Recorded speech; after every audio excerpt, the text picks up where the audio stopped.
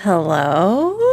Hi, friends. Hello! We are back for episode 14 of 14. Valley Talk. Welcome in, everyone. We're excited. I say every time that I'm so shocked of how many episodes we have because there's always another one, but 14? There's always another There's one. always another one.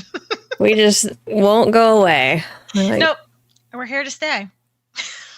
We're here to talk. Oh, we're here to chat today, friends. As always, we're here to talk. What do we think about the title? I think everyone likes the title. I love the title. I think it's one of our best. One of the greatest that we've ever had. I think so. Okay. I will turn up Kay's volume. I'll move closer to the mic too. Okay. It sounds good for me, but chat, you let me know. Yeah, let us know. We can definitely modify. Could always make it a little louder if you want me to yell at you. Oh, whoa, that went to the red. Okay.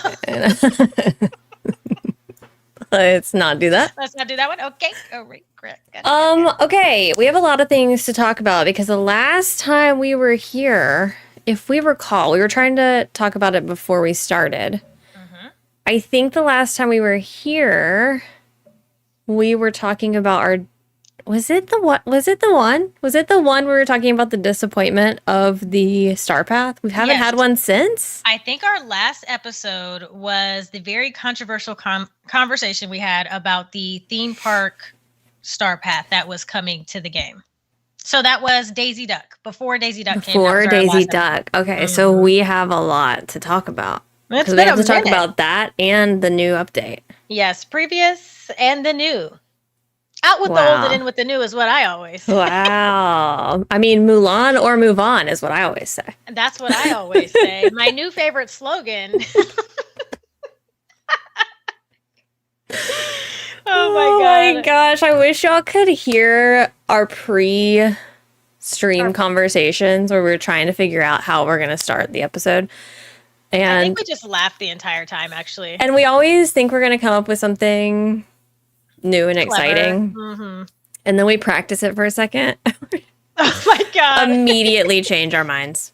I said, let's just stick with hello. That's going to be a no. Yeah. Let's not do that. Okay. So, I mean, where do you want to start? Do we want to start all the way back and move forward? Or do we want to start with the current and move back? Or I just want to start with I told you so. That's a great place to start. We were right. Come on. Listen. Can we get some we were rights in the chat? Because one or two is all I ask. You know, just a little. Maybe just a smidge. It was a bad Star Path. It wasn't great. It wasn't good. Okay, but I will preference that people who love that, they probably did very much enjoy it. But I will beg to argue that I think an overwhelming amount of people would say, I don't even want to say that. I think maybe even 50-50. There are a good number of people who did not enjoy that Star Path at all. And I don't think it's just like because of the stuff. I feel like that Star Path was probably one of the hardest ones I think we've ever had to complete. That's what it felt like, yeah. It felt so difficult to me. Mm-hmm. Now, here's the thing.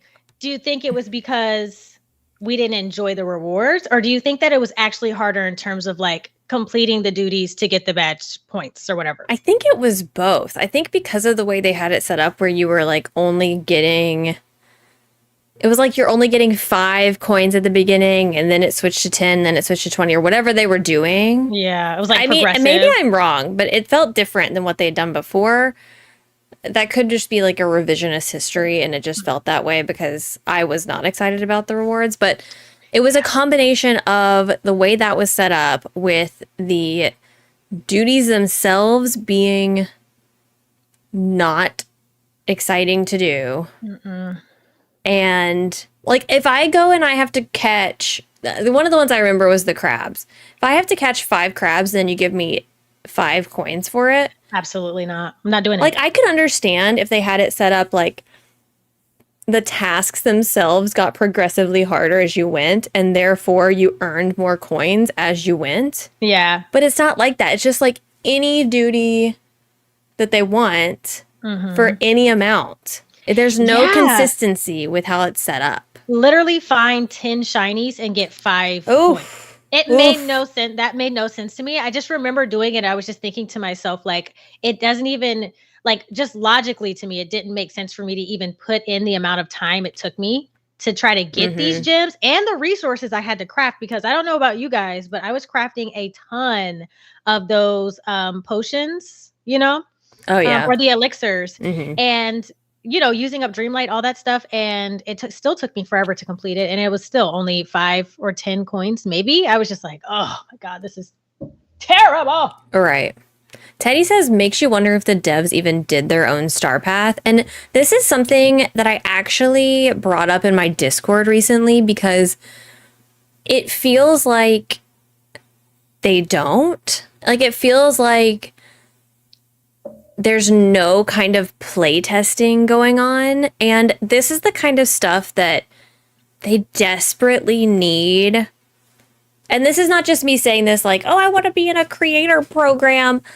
Whatever it is, they need some kind of program similar to what they talked about in that survey that we did, where it's like, hey, we need input from y'all, like people who actually play the game.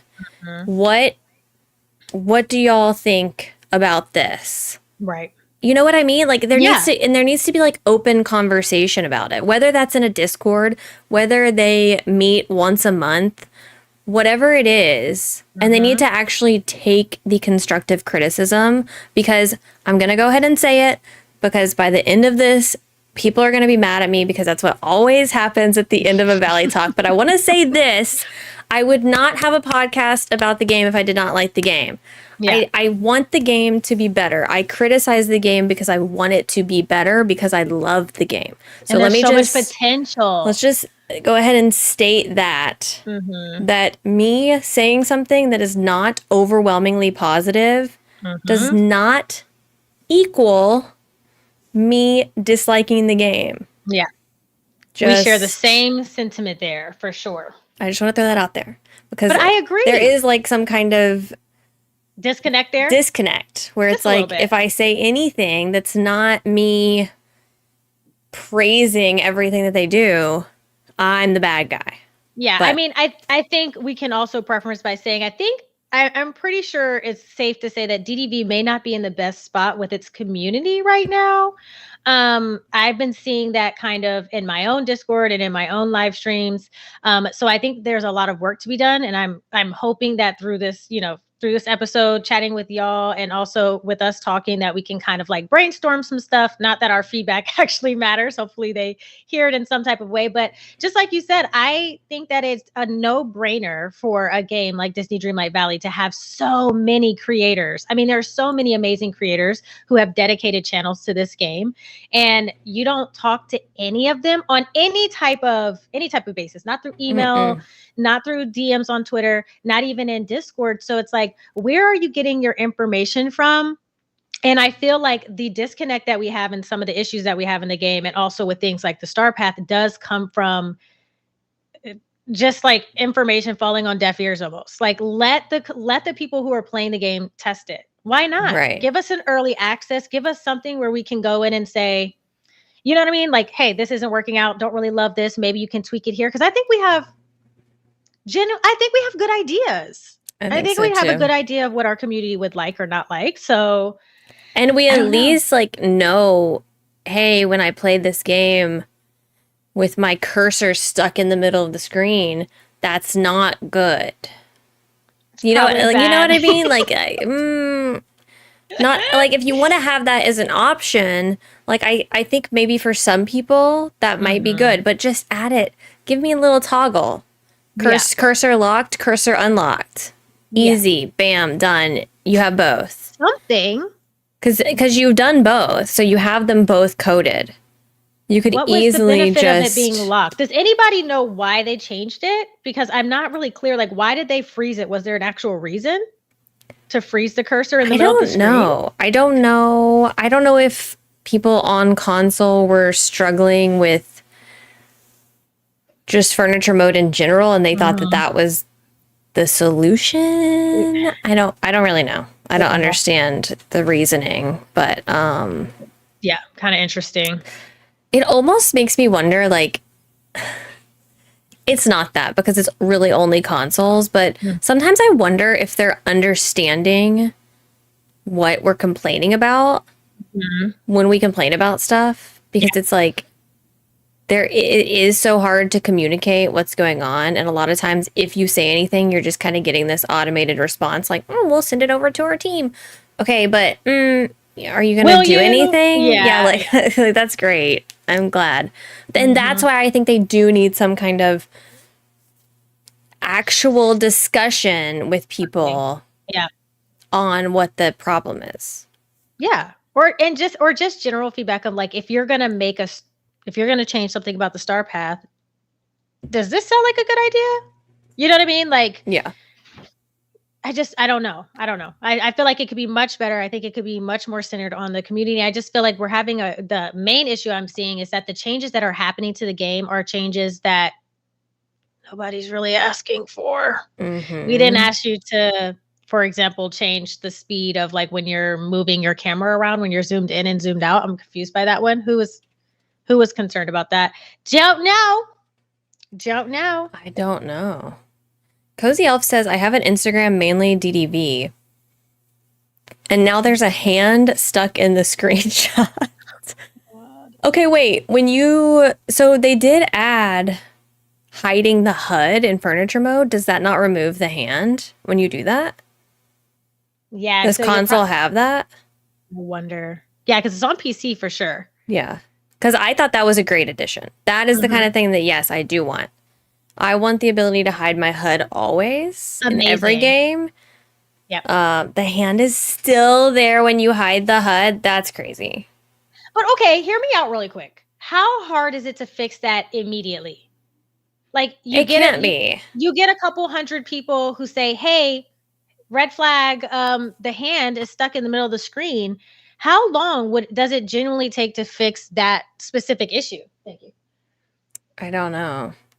A HUD is like the display that's on top of the screen, like the actual game itself. So like when you're in decorating mode, it's like all the little things, all the little extra things. Yeah. So like the little the icons. Side, the menus. Icons. Yeah. It's the menus.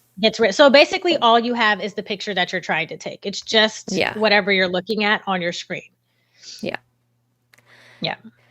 I don't know. I just feel like, not to go off on a tangent about it, but I just feel like the Star Path specifically was Struggle Bus City. I know it was the first Star Path. I will say it was the first Star Path that I just decided, I got to a point when I was playing, I was just like, this is frustrating me so bad. Like I'm just not going to finish.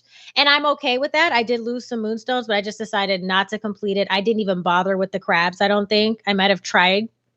And I just gave up. And I think I had like 4 or 5 tasks left at the end that I was just like, I got everything I wanted from the Star Path, and whatever else I didn't get, I don't have. So I was going to ask, did you get all the items? No, I just got all the, like, I love the Toontown stuff. So if we talk about things that I did like about the Star Path, I really enjoyed the Toontown stuff because it's like a collective. That's what I like about them doing things like for the Mulan update, for example, in the Star Path. Like I like a set of items that I can collectively put together or use in decorating a space. Like not all these random things, but I really liked like the Toontown aesthetic that goes with Daisy's house. And you had the fire truck and, the fire building or whatever. I liked all that. I thought it was great. The lampposts were absolutely gorgeous. The popsicle stick bench and stuff. Like I liked a lot of the stuff, but I think I didn't get some of the rides. I made sure to get both the skins, but that was it. Everything else I left. I was just like, no, I'm good. Yeah, I finished it. Oh, I know you did. The one thing about you is even if you're not, you're gonna finish it. You're a completionist. I'm going to get it all. I don't think I actually completed it. I think I left some moonstones on the table. Did you? I did. So you just got everything, but you just I think there was like one task I was just not gonna do. Was it the crabs? No, I did the crab. I don't remember what it was. I feel like it's something that required me to craft like a potion or craft something else. And I was like, I'm not wasting any more of my Dreamlight or any more of my stuff because I don't care. Right. Yeah. Not doing Yeah. it. So, Yeah. I mean, yeah. I totally get it. Again, it wasn't my favorite. I do want to know from the chat though what everybody's thoughts were on the last Star Path. Like if you could rate it a 1 out of 5 stars, 5 being the best, like just genuinely, what were your thoughts? Because I feel like now that we have a new Star Path to compare it to, the Mulan Star Path for me is giving very much the older star, like the Star Paths we kind of started with item wise, and also with ease. Yeah. Yeah, that's pretty much what I expected. -5. I think the highest I've seen so far is a 3. Yeah. That was the worst one for me. It was the worst It one. was my I think least favorite one. that if we actually had to rate It's them a all, 1 out of 5 for me. yeah, it was a 1. It was a 1 for me too. Not good. Mm-mm. Not good. My opinion. My opinion. Did not enjoy. But yeah, you know, is what it is.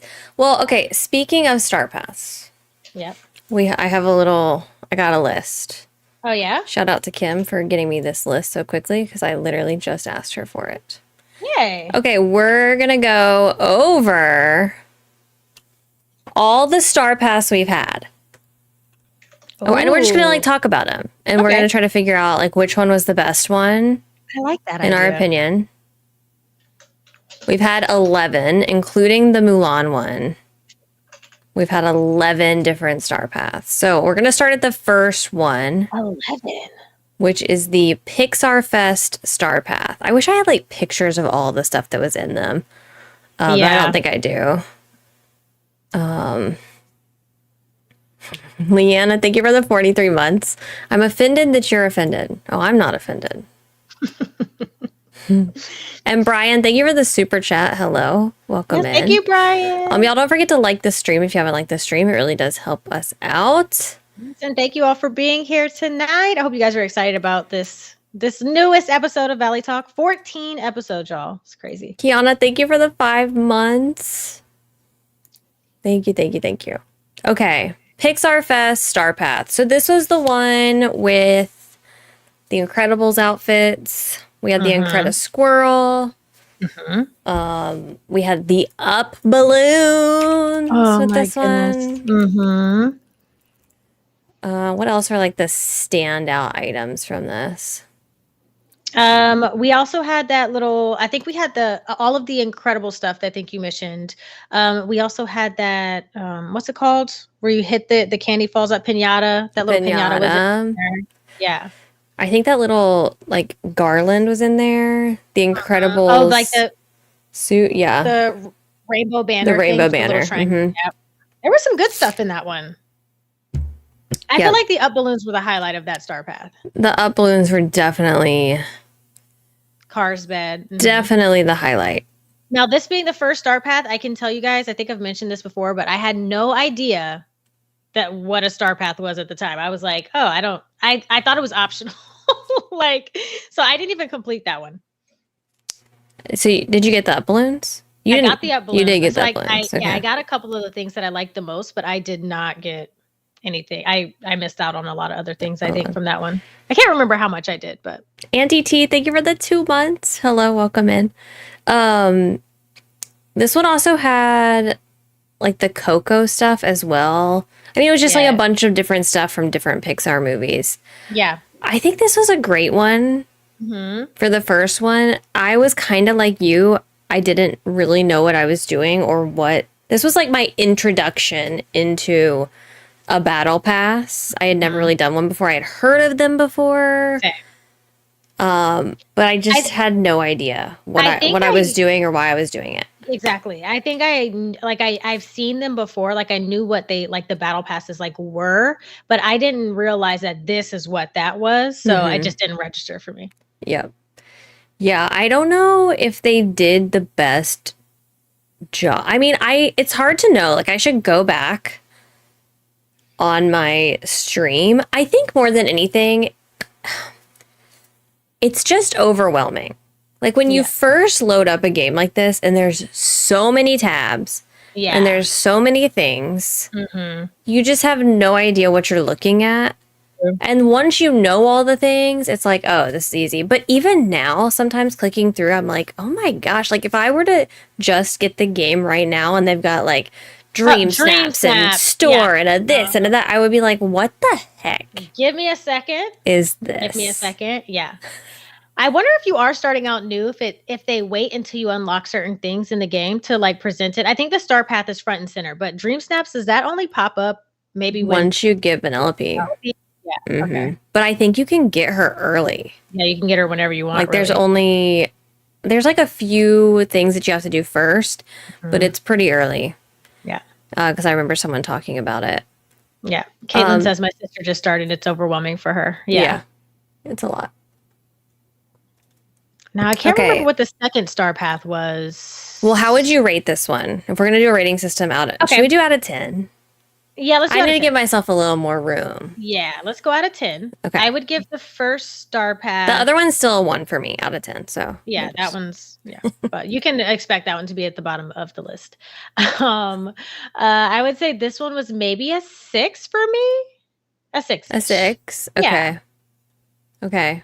Yeah, 6 or 7. Yeah. I think it's a 7. Okay. I think there's enough good. No, 6. I'm also a 6. Okay. Just 6.5? because I'm just trying to base it off of like how often do I use the stuff. Yeah. And yeah, I'm gonna agree. It's a 6. For the up balloons alone. That definitely knocks it up. Yeah. Definitely knocks it up. I'm seeing a lot of 7s, some 5s, a 4. Oh my gosh. But absolutely not. A 9. Okay. It's interesting to see everyone else's. Okay, the next one was the villains. Star path. Was that for the first Halloween? The first Halloween, yes. So this one had, let me get it open here. Well, I say that and then. I like that one was really good. Yep. So this one had the wind up raccoon, trick or treat basket, the well of souls, the cobweb trees, the cobweb tree. A bunch of pumpkins were in that one too, I think. Why does it not give me every? Okay. Oh my gosh, the spooky web tree that I never got. It had that couch. Yep. It did. The cool chair. Yep. I like that one. MJ, thank you for the 5 months. Happy Wednesday, Queens. P.S. I posted the best gif of y'all being sassy, throwing your hands in the air in unison on Case Clips. Oh my gosh. Thank you so much. That is hilarious. Okay. Yeah, this one is a strong one for me. This is where you got that villainous like chair. Yeah, the chair. I remember that one with like the stone chair. Okay, I'm trying to look. The camera is starting to freeze again. Oh, am I okay now? I think so. I think Excuse? So. Don't even. Okay, so this one, it's okay. I do think the downside of this one is that it's so specifically holiday themed, but I think I like that because it's like, I'd like it to be specific. Yeah. And I like everything to kind of make sense together as a cohesive star path. And I like it being themed around what's like, it feels like a true event when you do it this way. Yeah, you're working towards one, again, collective themed type of thing. I agree. Yeah, I totally agree. Oh, did this one have the floating candles? Was that this one? This one had the first set of wings. Yeah, the raven wings. I was obsessed with the raven wings. Yeah. This is a good one. Yeah. This is an 8 for me. Yeah, I would say this one was just because I'm going to go 7 for this one. And that's only because I will only use a lot of the items, except for the Raven wings, only on the holidays. Yeah. Yeah. But like, love the stuff. So Love the good. stuff. Yeah, so good.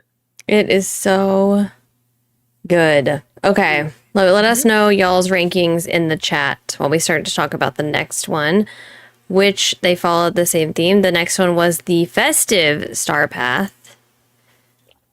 And this one was our first, like, this one was the Christmassy one.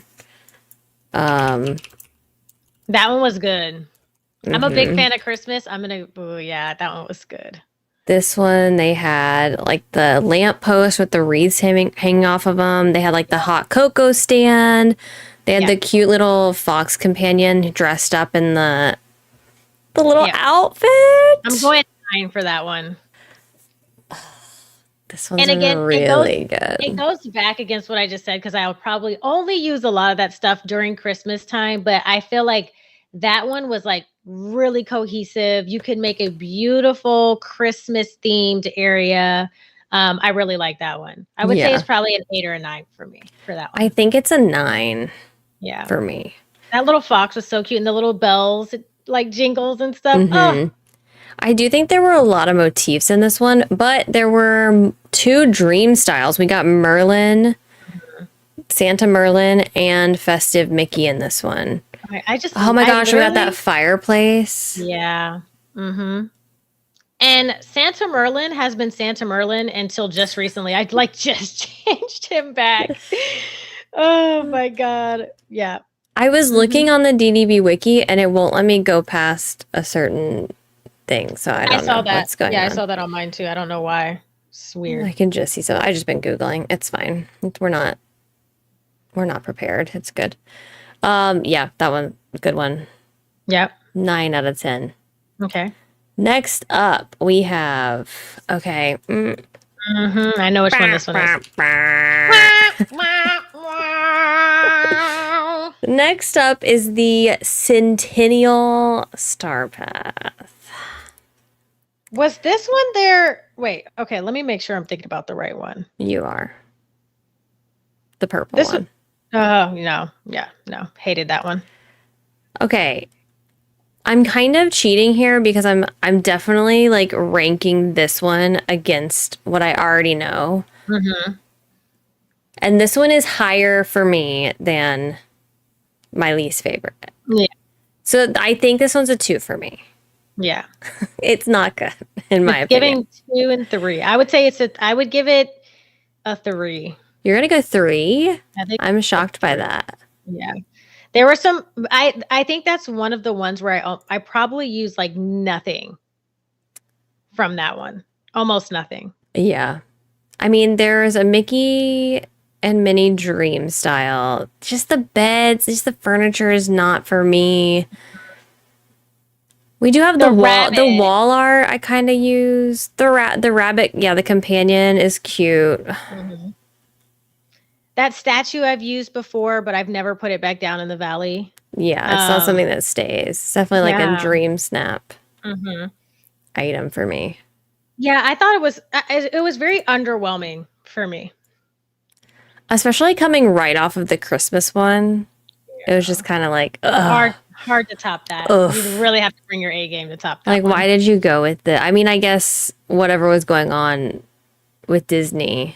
Wasn't it their 100 anniversary years or something? Yeah. Yes, I get it was meant to celebrate, but I think like they could have just went a little more above and beyond with it. You know, literally, it wasn't really Disney. That is okay. It wasn't screaming Disney. That is one of my biggest pet peeves, and I know that. Okay, I understand that this is a Disney game, and I understand that things happen in the Disney parks and they match this to that. My only question is, do they have to? Like, is this some kind of like contractual obligation that we're doing this? Because like, it doesn't always translate well to this game.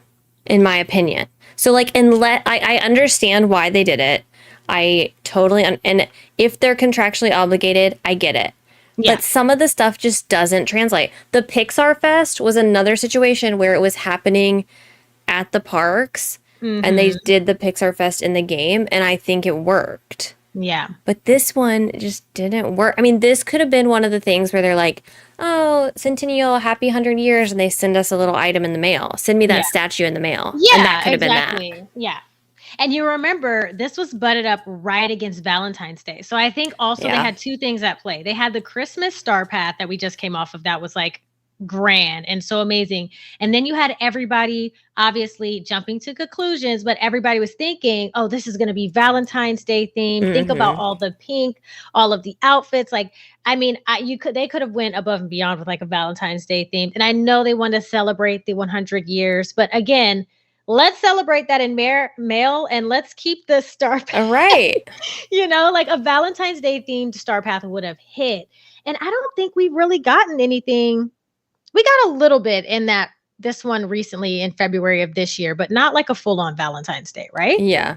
There was some stuff mixed in Mm-hmm. with one of them. I don't remember which one, but we'll see soon. Yeah. So that one definitely is giving 3 for me. Yeah. It's a 2 still for me.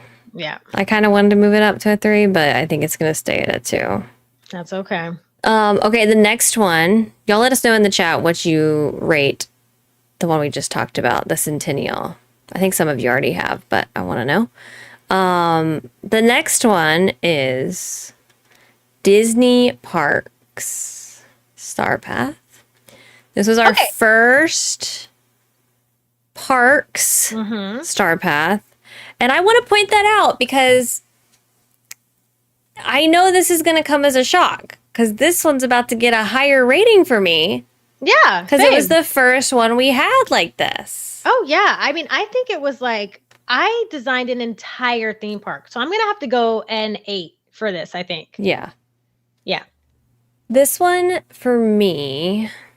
So, okay, let's talk about what we got. We got the Ferris wheel, the teacup ride. We got like that little cart that the green cart that sells stuff. We got the new benches. The bench. And the really pretty ones. We got the trash can. Of course, we got the turkey leg motif that we all use all the time. We all love the turkey leg motif. The Dumbo ride. We got the Figment plant thing, the topiary. Is gorgeous. I actually need to put that down somewhere. It's in my very gallery. cute. The squirrel. Yeah, the squirrel. Little companion. We got the Donald and Goofy dream styles, little park dream styles. Yep. Got some balloons, all kinds of stuff. Yeah, that might be. It's a good one. It's a good one. I'm going to say 8. I'm going to stick with 8. And the only reason is because I love the items so much and I still use some of those items today. But a lot of like the park stuff I don't have down right now, but I absolutely adored that Star Path. I had so much fun doing it. I had so much fun decorating with the stuff and everything was really well done. Like even the music on the little rides, I remember setting them down and being like, oh my God, they play music when you run past them. It was really cool. Yeah. Yeah. This one is a 7 for me just because like in general, the aesthetic of this is not my typical thing, but I also understand that it's a Disney game and there's going to be very Disney themed stuff. Yeah. And I'm okay with that. And I do enjoy looking at it occasionally, but it's not something that's going to forever be in my valley. Yep. I would also like to point out that in this one, we got one magic band. One of the little wristbands. So just remember that for later. Just remember that. It's just a little tidbit. Yeah. For later. Okay. Next up we have the Wonder of Pixar Star Path. So we got another Pixar Star Path. This one was Emotions.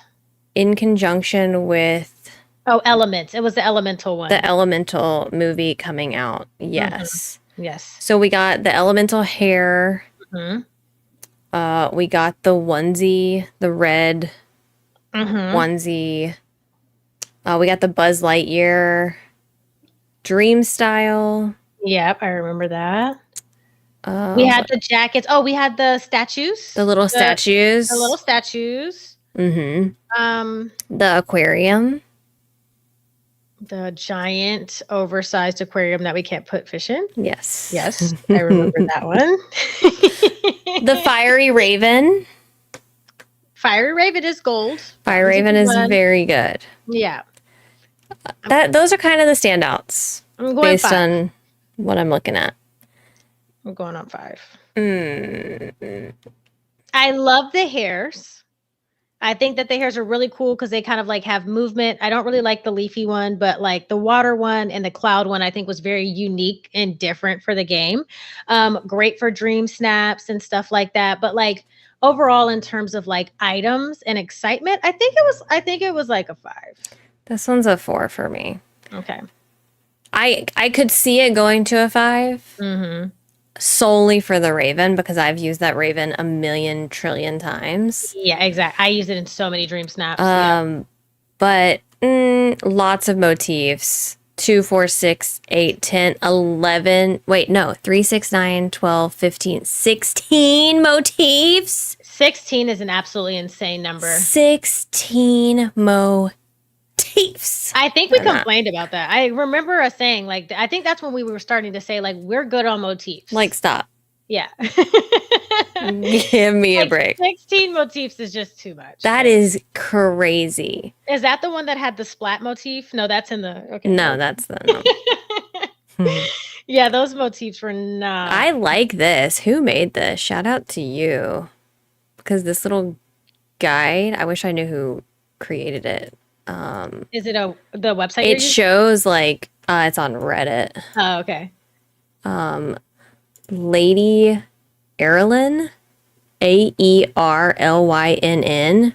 I don't know if that's the person who made it or if they just posted it. But it like breaks down like you have one companion, 9 pieces of decorating stuff, the 16 Okay. motifs. I like how it's broken down. Yeah, you can. It's sectioned together. All the stuff is together. Nice. Yeah. So yeah, I mean, oof, yeah, that's a 4 for me then because that's a lot of motifs. Cozy Elf says, think about all the items they could have had instead. I know. But at this point, a motif, in my opinion, is a buffer. You didn't have anything else to put in place. of it, so you didn't. gave us a little image to put on clothes. Like there's just no way. Nobody's asking. Nobody was like, give us more motifs. I would be curious to know the breakdown of all those stats. So whenever y'all have free time, because I know y'all are not doing anything important, if someone could just like break it down for me, Yeah. I want to know every single star path broken down in the categories, Please. companions, decorations, motifs, clothing and accessories, character outfits, face masks, moonstones. That's how it was broken down. So if someone can just get on that and that's your weekend homework. Thank you so much. Oh my God. 16 motifs, Kato. I don't think I've used a single one. My dad said I posted this on your Spud Squad post. If you want to come up with a contest, I'll donate 4 shirts for you to give away. Okay, I'm going to come up with something. Thanks, And Dad. we'll be giving away some shirts. Oh, Okay. I like that idea. Yeah, that's fun. Thanks, Dad. Can we hire your dad for marketing or you're looking for a job? We don't pay much, but Right. We actually pay in motifs. or Surprise! we actually pay in spicy Cheez-Its. Kato's got like I do, 14 yeah. boxes. So My dad hates cheese, so never mind. I take it back. not the best. Not the best payment. We'll work something out. It'll be fine. Oh my gosh. Yeah, that one was Okay. definitely a 5 for me. Yeah. Yeah. Not 4. terrible, not the best. Okay. Next up is the Haunted Holiday Star Path.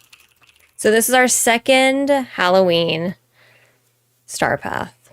trying to think about what was in this one. Also, I did forget to mention in that first Star Path, I don't think it was in the Star Path, but when they announced it, they were doing Easter eggs. You remember them hiding the code in the bench and everybody went crazy about it? I miss them doing stuff like that. That was cute.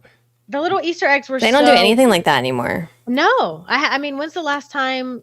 I think the last time was when Vanellope came and they hid something in the pixels, and that's the last one. But yeah, it was a code. It was a code that got you something specific, like a gift in the game. That was fun. It was so fun. What if they didn't stop doing it and we all just been missing it? Too dumb to find it.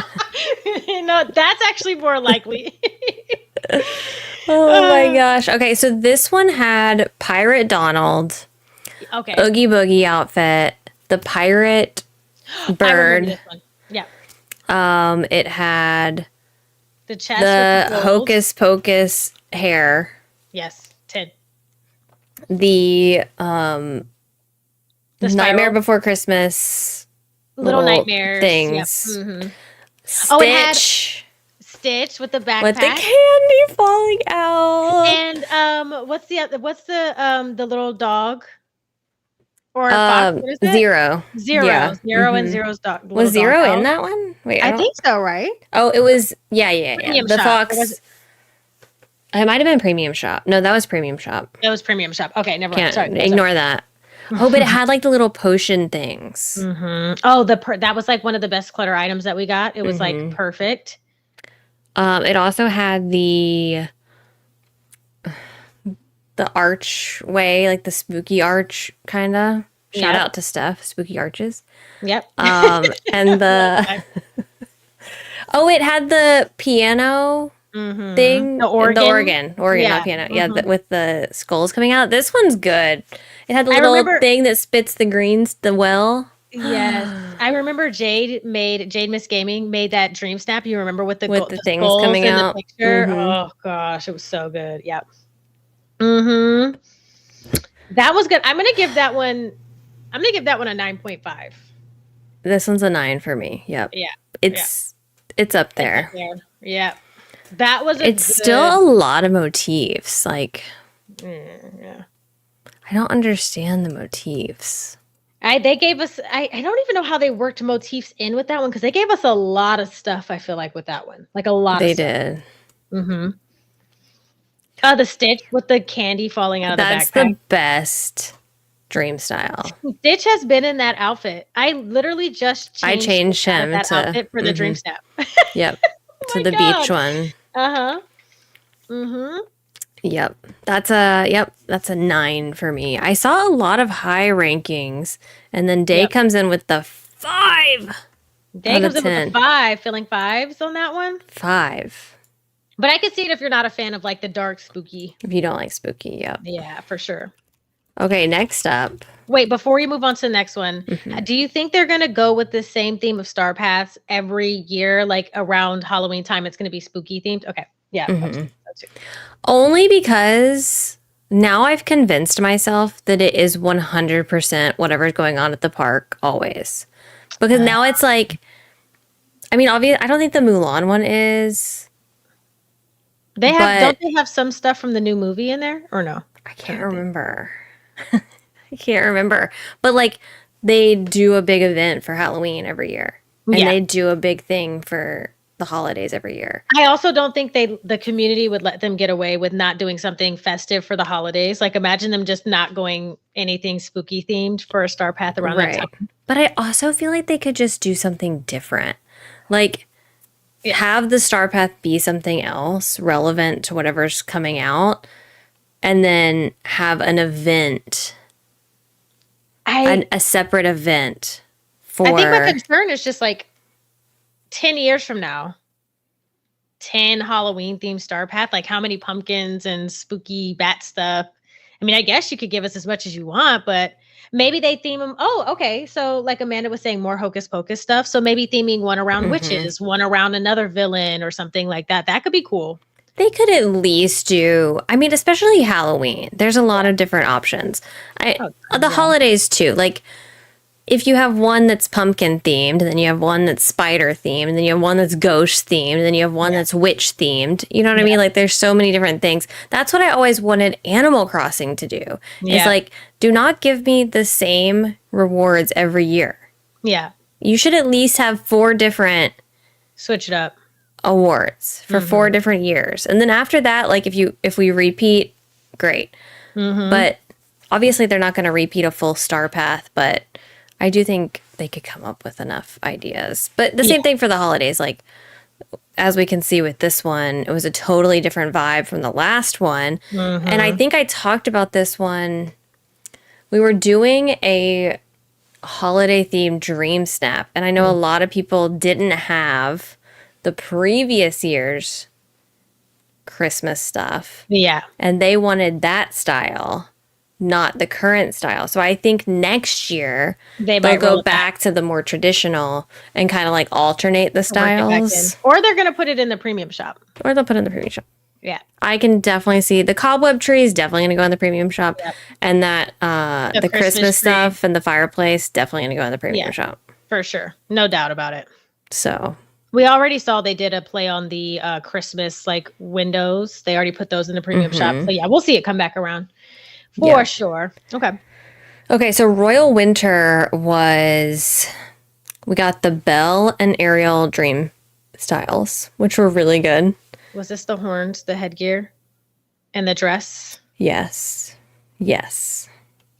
Yep. Mm-hmm. And I had the little snowman companion. Ice skating rink. It had the ice skating rink, the shelf, the rug, the little archway.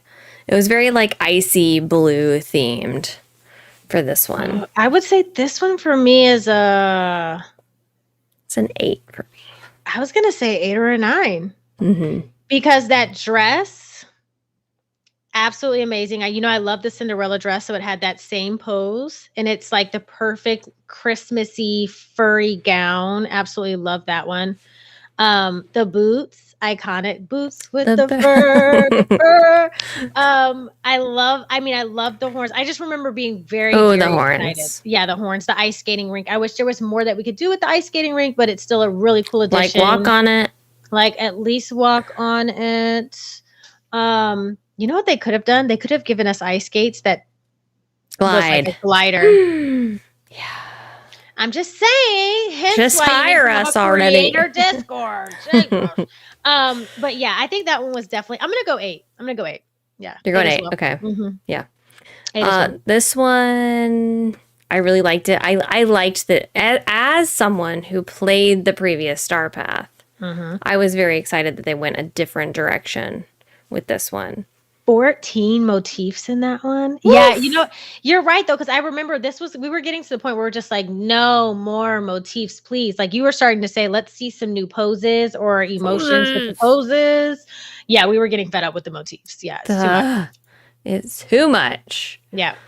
I hate those motifs. Okay. Next up. Lovely Monsters Star Path. This one was good. This one.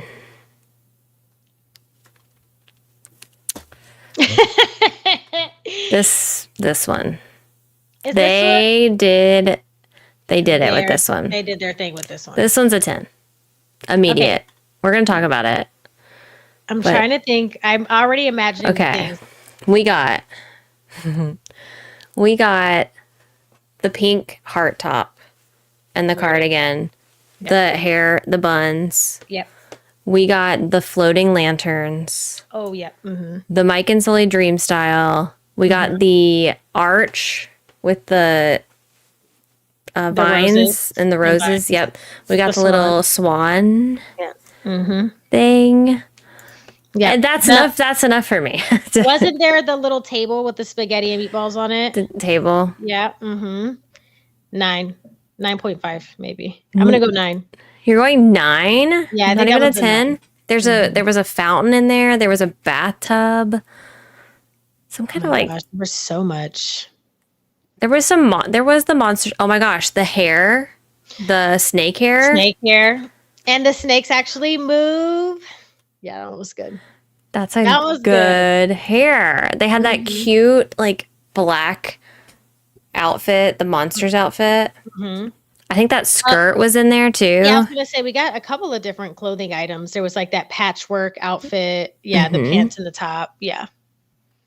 Yeah, that's the number one for me. That's a 10 Number out of one, 10. 10 out of 10. Okay. Okay. Because that it was just like, I do think there are several motifs in here as well, but like, I remember being so excited about that one. Oh yeah.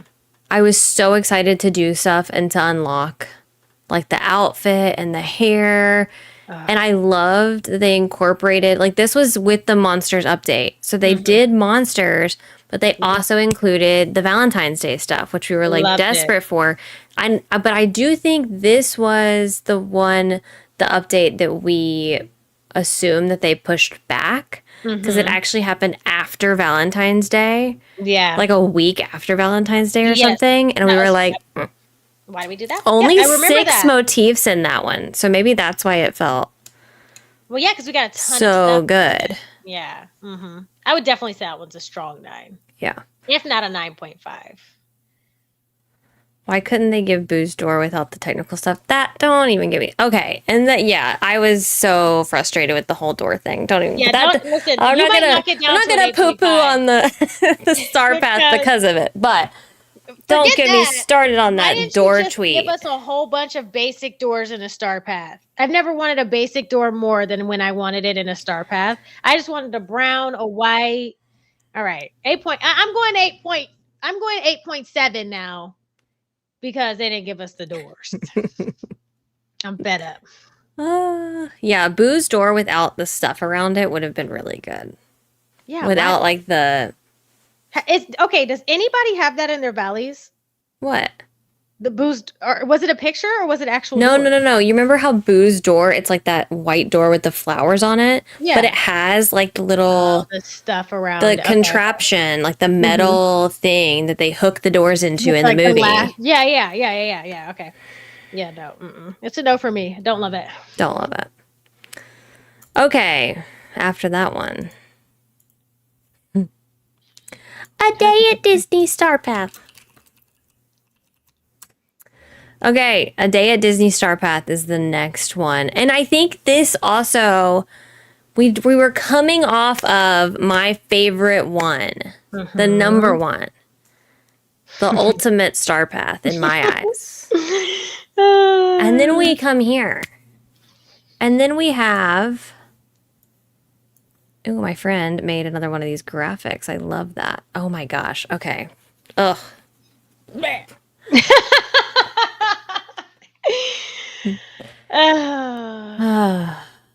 It's so bad.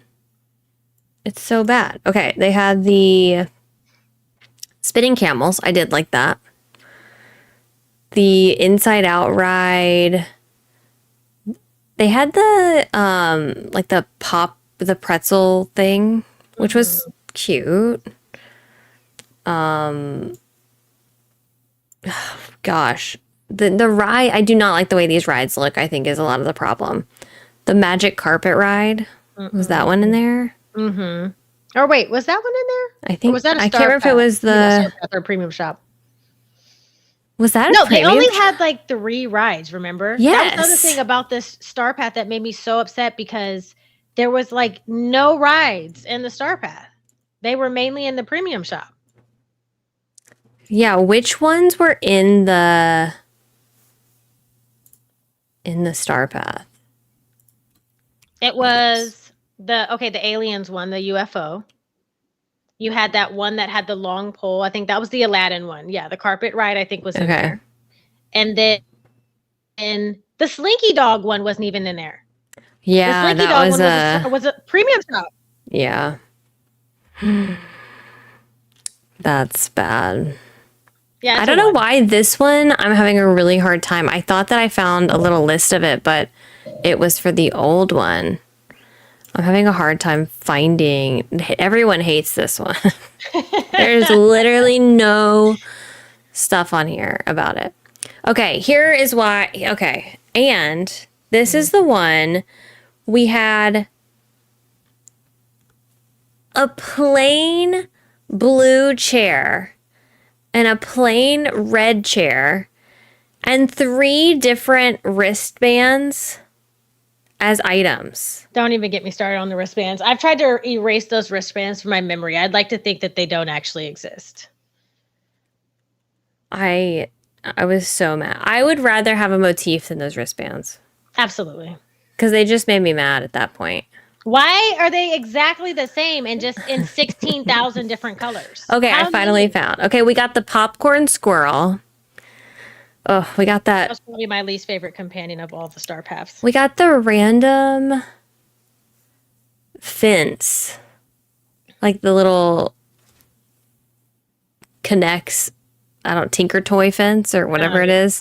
I didn't even know Some that was Tinker Toy statue. We got the backpacks, the alien backpack. Oh, don't forget the little t-shirt. The safari Oh my t-shirt. gosh, the raincoat that makes you bald.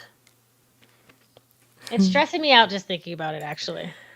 We got, I don't even know what this is. It's like a washing machine. What is that thing? It's supposed to be a washing machine. Oh, we got a popsicle stick bench. We got That some was iconic. ears. Mm-hmm. We did get Daisy in her little outfit, which is cute. We got some more. We got Minnie Dream Style. And we got the Toontown stuff. We got the Toontown building, the Toontown lamp. And that was it. Oh my gosh. Just looking at this, I cannot believe. So underwhelming. Literally, I was like, oh God. Yeah, it's a 1. The best thing in that Star Path, and the only reason why I even bought it was because I had to have the lamps. Those blue Toontown lamps I absolutely love for the valley. So cute. Yeah. Yeah, it's a 1 for me. I was just so frustrated with the whole thing. Yeah. And I'm not excited about, like, looking back, I'm literally not excited about a single one of these things. If I never had one of these items, I wouldn't bat an eye. Yeah, like if you just deleted them from my game, I'd be like, okay. Yep. I don't have them. Literally same. And last but not least, we have the Mulan Star Path. What is it called? Majesty and Magnolias Star Path. Star Path. Yes. Okay, yes. I'm curious. I think you like this one more than I do. I do. I would say this one is a 9. A 9. Mm-hmm. Yeah. This one's like a 9, 9.5. I love the Really? ears. Yeah, I'll tell you why. I love the outfits. The trees weren't in the Star Path, but getting all those cherry blossom trees and Doesn't count. Okay, the cherry blossom pile Okay. is one of those types of decor items that you Love can that. use Mhm. everywhere. It doesn't matter even if you could just put it anywhere. I love the different outfits. I love that this style or this aesthetic based off of a culture is very like unison. So like you can literally change an entire area in your valley to look, like of this culture. It's just like I loved it so much. So yeah, I think all the clothes, the hair, being able to, like Steph posted that video where you can change the color of the accessories in your hair. love that. Yeah. And then I'm trying to think, is there a dream style in there? Mulan's dream style. It's okay. That dream style is just okay, in my opinion. I don't know if it's really giving, like, I get it's based off the movie. It's not like she was wearing anything super flashy in the movie or anything, but I don't know. I'm just underwhelmed by that one. Cozy Bear says only 3 motifs in this one. Yeah, that might be another reason why too. Yeah. 4 items. I mean, yeah, there was a lot. There's definitely a lot of items. It's just, there's a lot of like clothing items that I don't know how frequently I will use. I do love the hair. I like the companion, like the rainbow raven. I think the crafting table is cool. Like, it was nice to see they're trying something different with the crafting table. That was another thing I like, because I'm like, thank you for giving us something that we can actually use in a different style. Like, that's one of those items that you'll put down and it's like, I can actually use this theme. It's not just decorative. Yep. I like the lanterns. But the lanterns felt a little bit lazy to me. Oh, it's just a recolor. Which it's fine. I like them. They're cute. I don't know. Oh, is that stove usable, Zara? Oh yeah. Okay, Oh, so you is can put it? at the stove. The arch is really nice too, like the brown arch with the flowers on it. I mean, Yeah. it's not a low one for me. Yeah. It's like between a 7 and an 8. Okay. 7.5 for me. I'm And going I up. don't know why. I think it's just because there's so many things that I feel like I won't use as often. But there are some very high standout items. Yeah, for The sure. arch, the This- um mhm. the pie, the leaf pile, The the stone light stone light, yeah, is really good. On it, everywhere. it's an 8. An 8. It's an 8. 8.5? A No, not an strong 8. 8.5. Okay, It's just a a strong strong 8. 8. Yeah, we Okay. moved up to a strong 8. Okay, perfect. Um, the kites. It's a strong 8. Okay, can somebody, I haven't gotten the kites yet. Do the kites go actually in the sky, or are they just kind of like player level? Like, are I they assume higher they're up? just player level and just like Okay. I wanted them to surely be they're like, like floating. Like I think they're like tethered to the ground. yeah, that's what I saw. And I don't know if I want them, like kites to me don't make sense if I they're like think they're right here. like balloon kites. Oh, they're just a They're like not recolor of the actual balloon. balloons, but they're like the balloons. Oh, okay. Don't know if I love them. But that's okay. I also didn't love the fan. I was really excited to get the fan, but the fan, I like the idea of those handheld objects, which were really cool. But the fan looked kind of weird. But I like that they're incorporating more of that. So I will say that. Okay. Like, give me some more cool accessories that, like, instead of putting those in a premium shop, throw them in the Star Path and I can just hold them in my hand. Like, I really thought that was cool. I cannot believe that either in this Star Path or in the premium shop with the release of Inside Out 2, a movie 100% based on emotions and feelings, that we did not get a single new facial expression or pose.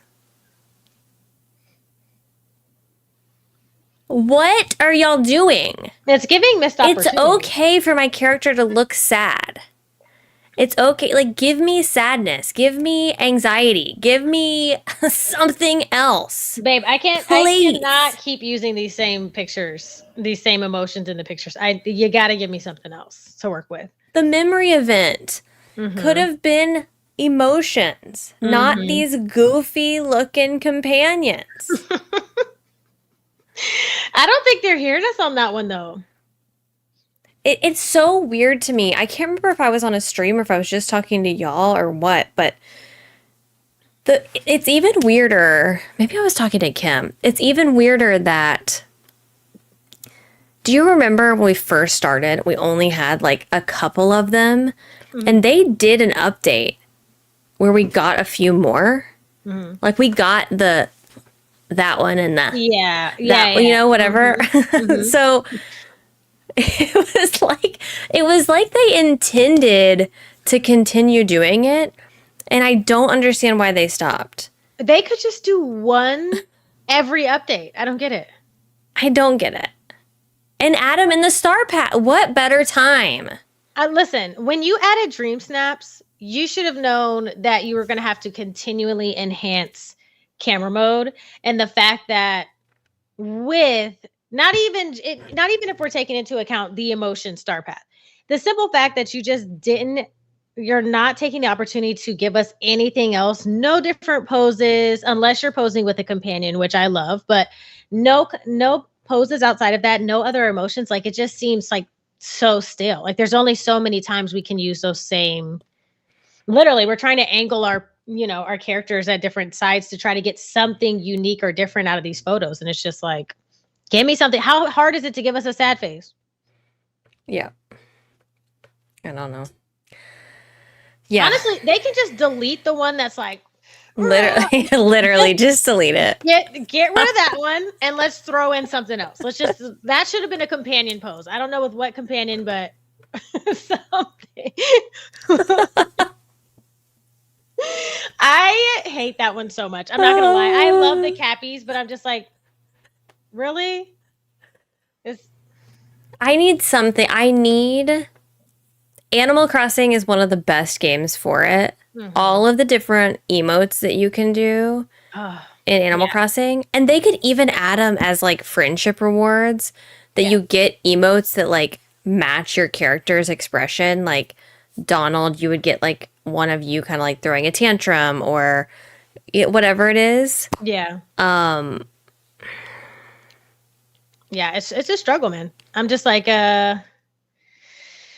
what are we doing? What are we doing? It's literally one of my least favorite parts of doing dream snaps is having to go through my photo thing and figure out what smile am I going to do today. I do a lot of them facing away from the camera because I just don't even want to look at my face. Yeah, I mean, I think it's part of it is affecting how we do dream snaps. Like dream snaps are starting to feel stale. It's the same thing, like over and over and over. I've been dying laughing at chat this entire Kim time. said, please don't add any more critters that you have to feed to get. I finally got to delete all my alarms because she had alarms set for every time I needed to go feed the critters. I just got them. You got all them? I just got all of them. Good work, Kim. Shout out to Kim, who set Kim. alarms and messaged me every time I needed to feed a critter. Mod love in the chat. And now she has no more.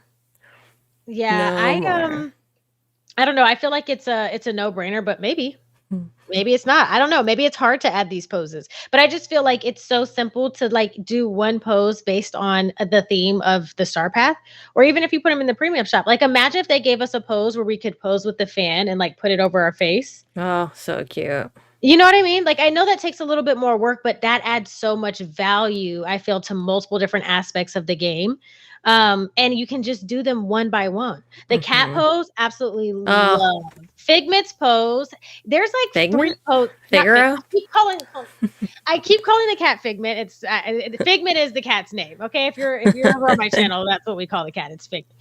But Fig's pose, there's like 3 poses in that one. So cute. There's and they're even different for the male versus the female avatar. Oh, they are. I didn't check the way that you stand. Yeah. Yeah. It's very cute. Brian, thank you for the super chat. Thank to you, Kim, Brian. I'll be pocketing that right away. Thank you. Thank you so much for your $5. We'll never see that money. Kim ever. does not get anything. Yep. Thank you. Okay, so that whole tangent that we just went on about Star Paths was all to say that we were right. And we just wanted to prove to you that we were right. That's it. Listen, look, I'm going to be honest with you. I want to be honest. If you liked it, more power to you. But for me, babe, it was giving 0 out of 10. Okay. It's giving 0.5. A 1 is actually being generous with that Star Path. But I'm just saying, in comparison to the other ones. Yeah, exactly. It was not on par. Mm-hmm. Okay. Yes. That's all. Okay. And based on chat, everyone was kind of in agreement. I'm sure there are some people who disagree and rank them differently, but. Which is fine. But. Yes, but. Now, let's talk about what we thought about the actual update content. Which update are we talking? This current one? The old one. Just okay. Quickly on, what did you think about Daisy Duck? What do you think about the boutique? Daisy Duck is 10 out of 10. 10 out of 10. I think we said that Daisy Duck looks amazing. I don't use the boutique. I literally used it the first day and have not gone back in. Don't even have the cute dress. Don't even know what you do in there. Like, still don't understand. Ashamed. I'm so ashamed. And you know what? I was so excited. I was like, oh my God. Like, I love the boutique. I love being able to earn these coins and we'll get to unlock the clothes. And we do like this little, whatever, competition once a week. And I was like, I can't do another competition. I just don't. I think that it's to a point where I just don't have time in the valley to go over there and do it. Like, it's now become like another, like when they come out with these updates, new Star Path, new event, new quest, new characters to unlock, new friendship leveling. It's just like, I cannot get to this boutique. I can't get to the boutique. I can't do it. I can't get to the boutique. I literally don't have the dress. Okay, but you've done the questing. Yeah. Right? Mm-hmm. I was convinced that there was going to be a clothing line added. What the heck?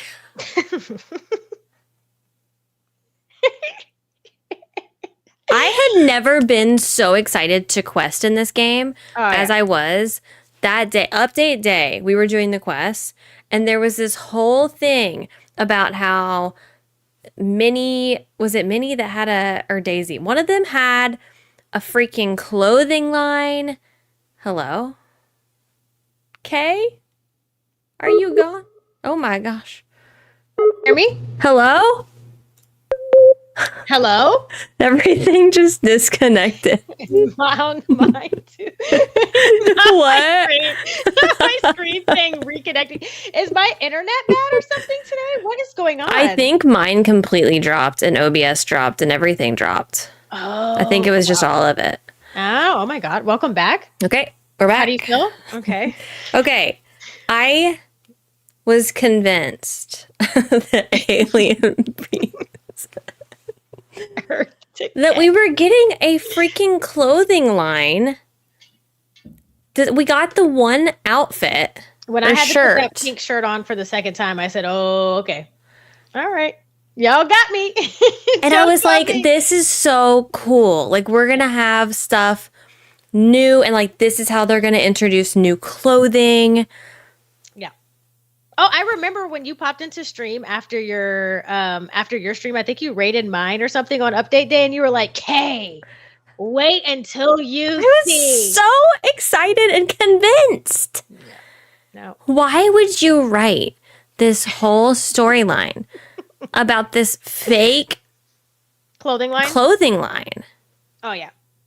And the clothing line is just a shirt. We had to go ask Scrooge's permission. We were doing all the things. I was going around. I was like, yes, we started a business. And then I was like, well, maybe we have to wait till the next day because, you got to get to a certain point. Both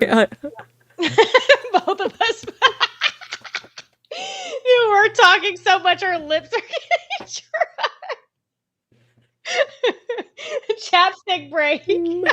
Okay. We need help. We should not be doing it. We should not have a podcast. We should not. Yeah, canceled. I could not believe. So that was a big letdown to me. Yeah. Honestly. Yeah. Because what? Yeah, I was like, again, I was thinking like we were going to get a whole outfit. Like, we didn't even get a matching top and bottom. It was just the top that didn't go with anything that I had. I looked ridiculous. The quest goes, put an outfit together with this. And then like put another one together and make a lookbook. I said, what does this match with? This neon pink that's like super futuristic. There's literally not a single item in the game that it matches with. And then it was clipping into stuff. I was like, no, there's no way. I put it on with a jean skirt and I said, that's it. I'm done. Because babe, what? Why didn't you just give us a dress? I was so confused. It's fine. Yeah. Mm-hmm. Woo. And I always think about too, with stuff like that, is like, it's so catered to the feminine. And like, there's absolutely no regard for the masculine players or masculine presenting people. Like, there's absolutely no regard. Absolutely not. For what they would want. This is going to look good. You get this. Yeah. Which, like, they don't have to make everything that way. But they could give us two options. They say they pick between this outfit or this outfit, wear whichever one you want. Male avatar got the same top. Literally the exact same top. The neon pink off the shoulder. Which is great. Like, people were slay. Has anybody worn it since then? No. Yeah. It wasn't given. Yeah, that one was pretty shocking to me, I think. Yeah, I didn't even think about that, but now that you say it, yeah, I did. I was shocked by that. Yeah. I think that her house is perfect. 10 out of 10. She's perfect. The questing was not my favorite. I will say that the questing with her wasn't my favorite. It felt very fetch questy. What else? What else came with that? See, her house for me, the inside of her house, 10 out of 10. Yeah. The outside, there's something off about it to me. Yeah. I don't know if it's just like the blockiness or there's something I don't love Very about it. fair. Mm-hmm. But it's fine. It's not definitely not my least favorite. Yeah. Okay. What What else else? did we get in that update? It's just her. That was it. It wasn't And just then some her. new we got some new furniture. No, because we were excited about that update. There was something else. I think it was the boutique. It was Daisy Duck, new house, the new quest. Wait, the DLC. Oh, we got the DLC the same Oh, time. The Oswald. Oswald stuff. Oh, Hello? yeah. Oh yeah, Oswald. Okay. Oswald, yes. I mean, do we need to go into detail about that, or I like Oswald. I think Oswald was great. We had a really bad bug. I ran into that one. Yeah, we got a lot Oh, of yeah, bugs the that glasses. couldn't build his house. I think Oswald's very unique. Love his house, love his car. I love having him in the valley. He's like so much fun. And I was thinking I wasn't gonna like Oswald, but welcome his little quest line was super It fun. was really good. Really One of the good. best ones they've done. I would beg to argue that it was one of the best ones. Yeah. Yeah. What I don't like, and I think we can probably touch base on this later. What I didn't like about it was that I just feel like the stuff that they're bringing to the game relates nothing to the actual storylines that they've created. Like, Mm-hmm. do you just feel like they've gotten completely stagnant? We don't know what's going on with the forgetting. Daisy added absolutely no information to the forgetting other than I'm investigating the forgetting. That was it. But like, what? I'm still confused, like how we're still talking about it. Yeah, I'm like, let's just put it to an end. Let's get rid of night thorns in the valley or something, or move And come them up with something else. come up with something else. But like, let's put a close to the storyline, or at least continue it, because we're bringing all these characters that are contributing. Like, look, think about Mike and Sully, Daisy, and now we have Mulan, and I'm working with Mulan, but so far I can't tell that they're talking about anything forgetting related. And then even with the DLC, like, do you feel like when Oswald came, it contributed to the current DLC's storyline at all? We didn't see anything with Jafar. Jafar, Yeah. except for him coming and stealing a piece that he stole it and then disappeared, and I never saw him again. Yeah, we just got the big rift in the sky again. Yeah. And it's ugly. I hate seeing that. And it stays there. Yeah. Yes, that's a concern of mine. I'm just kind of like, we need to start putting a close on some of these things and opening up new storylines, I think. Yeah. Like, I cannot imagine in another year from now those night thorns are still in the valley, popping up everywhere. Could you imagine next year? It's January 1st, 2025, and the night thorns are still there. Oh, they're still going to be there. 100%. I don't think we're ever getting rid of it. Unless, okay, the only way we get rid of the night thorns is if at the end of the forgetting, there is like a new valley, which at this point I think is perfectly plausible. Yeah. Considering we kind of go to a new valley with the DLC.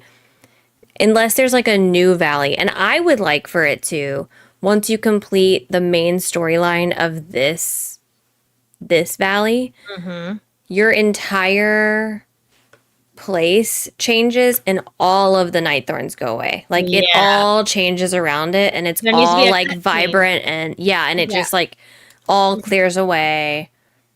Everything. It would be a great time clear. for them to introduce new foliage. Like maybe the night thorns are replaced with like pretty flowers or something. But like, I need a whole cutscene that's just like valley restored. Skull Rock can be the scapegoat. That's where we're gonna go. That's gonna be the next adventure. Maybe that's what they're waiting for, because we've heard nothing about Skull Rock. But I personally, I don't know if anybody else agrees, but I personally feel like I need to put a close to the story.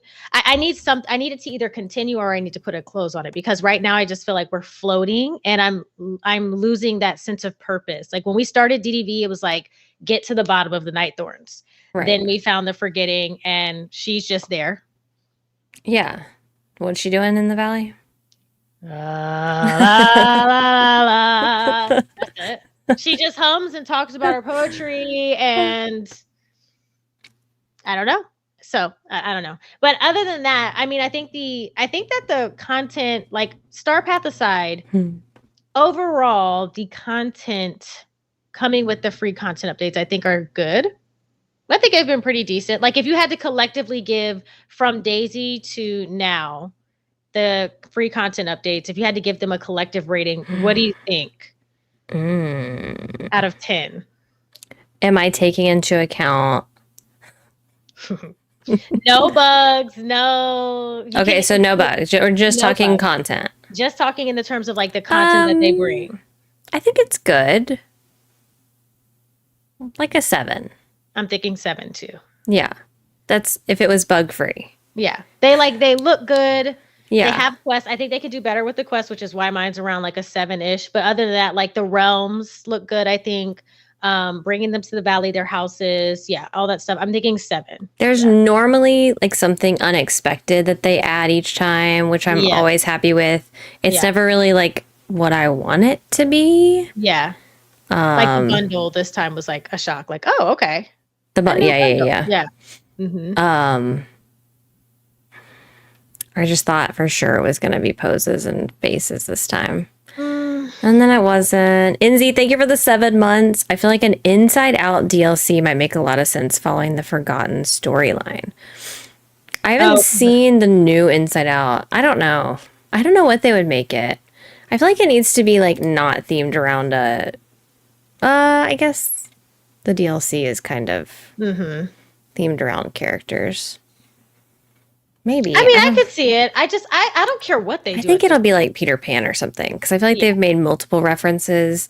We've got a lot of Peter Pan stuff. Yes, we do. And when we were talking to Merlin, when we were leaving to go to Eternity Isle, he mentioned like leaving on a whatever. Yeah. And we just got the Tinkerbell house, right? Yep. We have this Peter Pan outfit. We got the wings. We just got a bunch of stuff that's like screaming Peter Pan. So I think they're trying to hint at Skull Rock.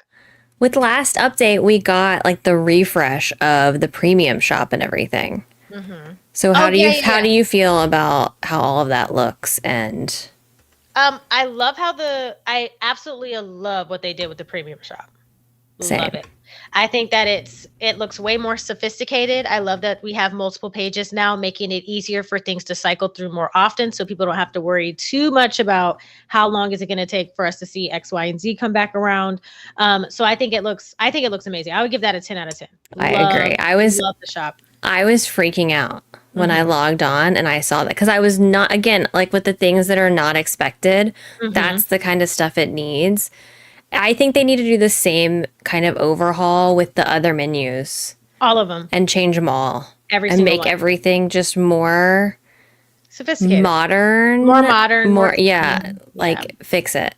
Yeah, I like, again, and another thing they need to add to the premium shop now that I'm thinking about it, I love the change that they made and giving us a day to night filter. But for example, we need to be able to see if something has movement or not. And right now, like, for example, the tail and the ears that are in the shop right now, just looking at your character, you can't tell whether that stuff is going to be stiff or if it's going to move when you run or walk. We really need to be able to see that kind of stuff before we make a purchase, I think, especially because we can't return anything. So, but other than that, I think the shop looks great. I do wish they would add something. So if y'all don't know, with Fortnite, you get 3 returns within a calendar year. I think something like that. I think they would benefit from something like that. Like if you buy it and you're just like, I don't really like that. Or maybe something comes into the shop later, you can return. You get like 3 a year, I think is a good amount because it's like enough to where they're not doing that. But I feel like they're not losing out by doing something like that. Like you've already spent the money. Use it. Yeah, they'll just use it to buy something else. It's not like you're getting your money back. You're getting moonstones back. They have the money. So that's why I feel like it would be just such a good consumer based thing to add. Like really thoughtful for the player, for the consumer, because some stuff immediately. I got it. You know what I mean? Like they've already got it. So like you would just recoup your moonstones, and then if there's something that pops up in the shop that you like better, you could just get it. Yeah. And again, it would only be 3 or whatever number they decided, but it can't be just all the time Yeah. you do it. No, no, I agree. It needs to be limited, but it would be nice to have some type of, or just make it within a certain amount of time. You know, Right. within 3 days of you making a purchase, if you're not happy with it, that you can return it, or even make it hours. So people, I mean, it might not be good for content creators because we can just purchase, return, and maybe there's some type That's of why I limit think to they it. would have to have a limit. They'd have to have some type of limit, but I think that I think with anything that you spend your money on, especially if you can't get a really in-depth look at how it's going to be on your character, how it's going to look in your valley, then you should have some type of return system. Like, think about the gift bags. When they rolled out those gift bags and everybody thought it was decor and everybody purchased it thinking they were going to be able to place it down around their Christmas trees and stuff, that should have been immediate. People can return it and get their money back if it's not what they expected. But then you could get it, take a dream snap, and give it back. But you could only do 3 a year. So, like, if you want to do that, fine. But you're going to quickly, I mean, 3 Run a out of year your is not a lot. Yeah. So, yeah, you could just. Yeah, I think 3 is a good number. And again, it makes you whatever, however, if you want to use it at that time to do that, then that's fine. But again, you only get 3. So it's, you know, and again, they're not missing out You on couldn't any really money. abuse it. Yeah. Yeah. Yeah. I don't see any downside to doing something like that, honestly. I think they need it. When it comes to purchasing things that a lot of people spend their money on, you should have some type of return system. For sure. Agree. Yep. Okay, anything else that we missed in that update? I don't think so. Gosh, we haven't even gotten to the current update yet. Oh my gosh, I know. The last update wasn't bad. I mean, I enjoyed it. I enjoyed streaming it. I enjoyed playing it. Bugs aside, it was good, but bugs. We'll talk about the bugs. About the bugs. I think the bugs were, I know everyone's been begging for another Valley Talk. And I mean, obviously our schedules are an issue, but the bugs being so prevalent, it was almost just like, I had nothing, I honestly, when all of that was happening, I had nothing positive to say about the game. And at this point, it's so hard to get on here and only have negative things to say, because then everyone's just going to be like, you hate everything about this. And I don't. But when it's just like so bad. I 100% agree. And being honest, I literally last month, I didn't have a single positive thing to say about DDV. Not a single positive thing. And the other part is like, I don't want to be a Debbie Downer. Like, there are people who are enjoying it. So like, of course, coming onto the podcast and ranting and raving about it is not always the best thing. Like, we're going to have our times. But again, it was just like, it was so bad. Like, it still is struggling, and it can be very difficult to not want to talk about the things that are frustrating you with the game that you enjoy. So it was just very difficult. And it did contribute to why we took so long to have another episode. I think we just needed a kind of like a breather, to be honest. I know I did. And if anyone's not aware, like if for some reason you just love us so much and you're watching this podcast and you don't even, or listening, or whatever you're doing, you don't even play Dreamlight Valley, the biggest bug that happened with the last update, prior to the last update, there was a glitch bug with the camera. I don't know if I would call it that. I think they changed it on purpose. I don't know if we ever found out. They did. They came out and confirmed that it was a change that they made, thinking it was going to make it better. So they made a change with the camera that you couldn't tilt the camera down. Yes. In furniture mode. And I was miserable with that. I was so frustrated that I couldn't tilt the camera down. And then disappearing objects. And then they update. And then our furniture is just disappearing. It's there. Like, you can run into it, but it's just invisible. When I tell you I was stressed out, ooh. It was one really got infuriating. That one really I didn't want to take a dream snap photo. I didn't want to decorate at all. Decorating was out. Yeah, decorating was out. Literally none of it I wanted to bother doing. Yeah.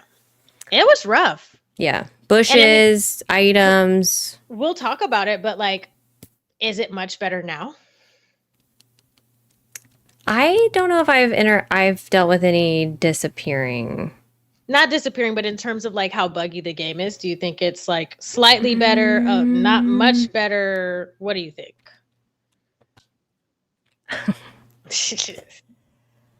um, It seems like it's affecting right now okay, people on other they systems. yes, they put Mhm. out a hot fix today to fix the Scrooge issue. I appreciate that. Thank Yes. you. Yes. As long as it didn't break something else. And they I love a communicated. hot fix. Mhm. Um, They could have said something sooner, but they could have said something sooner. I I don't understand enough about game development to really understand like how these bugs happen and how it's like not happening on their end yeah, and they don't realize that it's happening. I don't think I so. don't know. I just feel like there's no way with this community, if one thing is going wrong, people are screaming from the hilltops. Fix this now, Mhm. you know? The crashing. I've dealt with crashing occasionally, Yeah. but nowhere near the extent that other people are. I think it's mostly console players. Mhm. I feel like console players are struggling really bad right now. Like this is not a good time for console players. With more than just glitches because they've Mm. had the purposeful changes as well. Mhm. Mhm. Um, I think I do think part of it is that the Switch is not strong enough to handle the game, and as they add more and more to the game, it's gonna crash more and more because it's just Mhm. too much. Yep. And I saw some people talking in Discord, and I wonder, like, with the people who are getting crashes all the time, like, do y'all have a lot of stuff in your valley? Like, not Yeah, to I say wonder you if have to take it they're all out, but like, I Mhm. wonder if the amount of stuff contributes to the frequency of crashing or if it's just completely random. It's a good Does it have question. anything to do with like the age of the Switch? Like, if you have an older Switch, it just doesn't run as well. I Mhm. don't know if any of that's a factor, but I know that the console crashing is not good. I think it might have something to do with it. I mean, it really just depends, I think. Oh, Sarah says no, my valley isn't even decorated. I don't Mhm. I don't think the crashes are ever going to be fixed. Should we talk about the bugs now or should we talk cuz this is going to lead me into a whole tangent. So like should we talk Yeah, about let's them do all? it. What other bugs do you know about? Okay, so I know about so we had the Scrooge shop thing, can't buy any of the premium shop stuff. They just fixed that one. We have the up house that is making an absolutely awful noise anytime you're near it and Oh, it's landing. It's an absolutely terrible, loud noise that's so obnoxious. So there's that. Not me specifically, but I know a lot of people in my streams are talking about the crashing and the freezing. So I'm getting a lot of like my game, like I had somebody on my stream say that their game crashed for like the fifth time within the first like 40 minutes of me I'd be streaming. done. Yeah, that would have been by the By second two, crash. I'm done. Yeah, by the second crash, we're moving on to another game. Um, I've had yeah, and then the freezing. And then I don't know that this is necessarily a bug as it is laziness, but the new iron fence that we got. I'm not Oh, even. Are you kidding? I feel like this is not a bug, but this is lazy. Again, goes back to not play testing our game, not testing to see if these things work or not. But why does the fence, when you place it, why does it place unevenly? There are just I don't poles know. randomly in different areas. Like there's no symmetry to it at all. Yeah. Huh?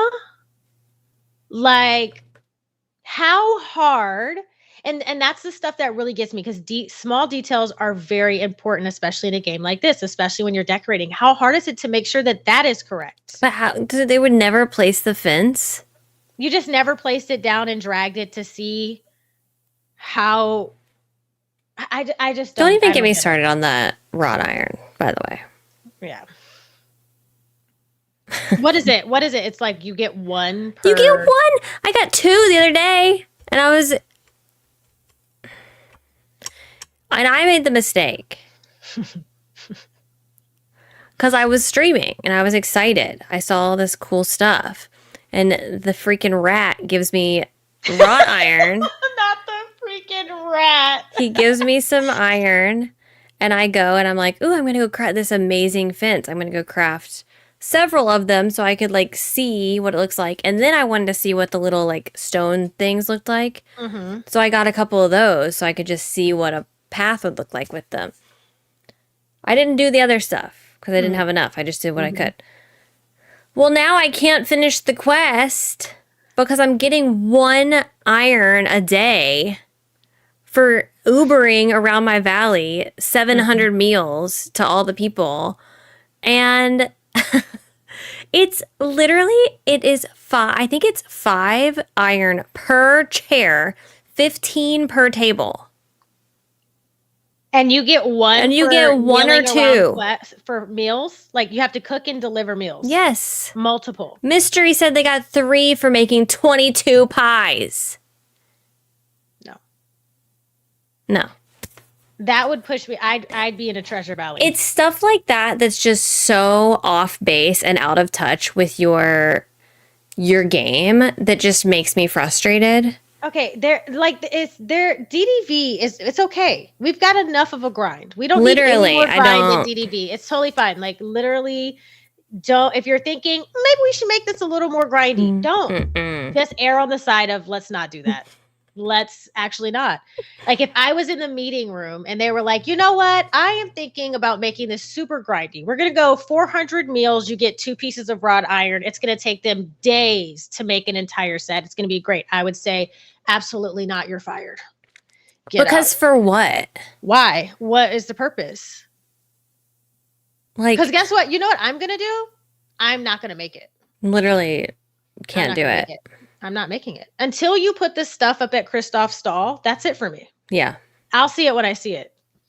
Yeah. I'll see what I see. I don't know what to tell you. I'm not doing it. 1 iron. I can't even do the fetch questing anymore. Like I'm so over the fetch questing that doing that would just deter me completely. I'll get to it when I get to it. And why not have him, like if that's how you're going to do it, why not have there be, okay, you talk to Remy and he gives you like 3 options.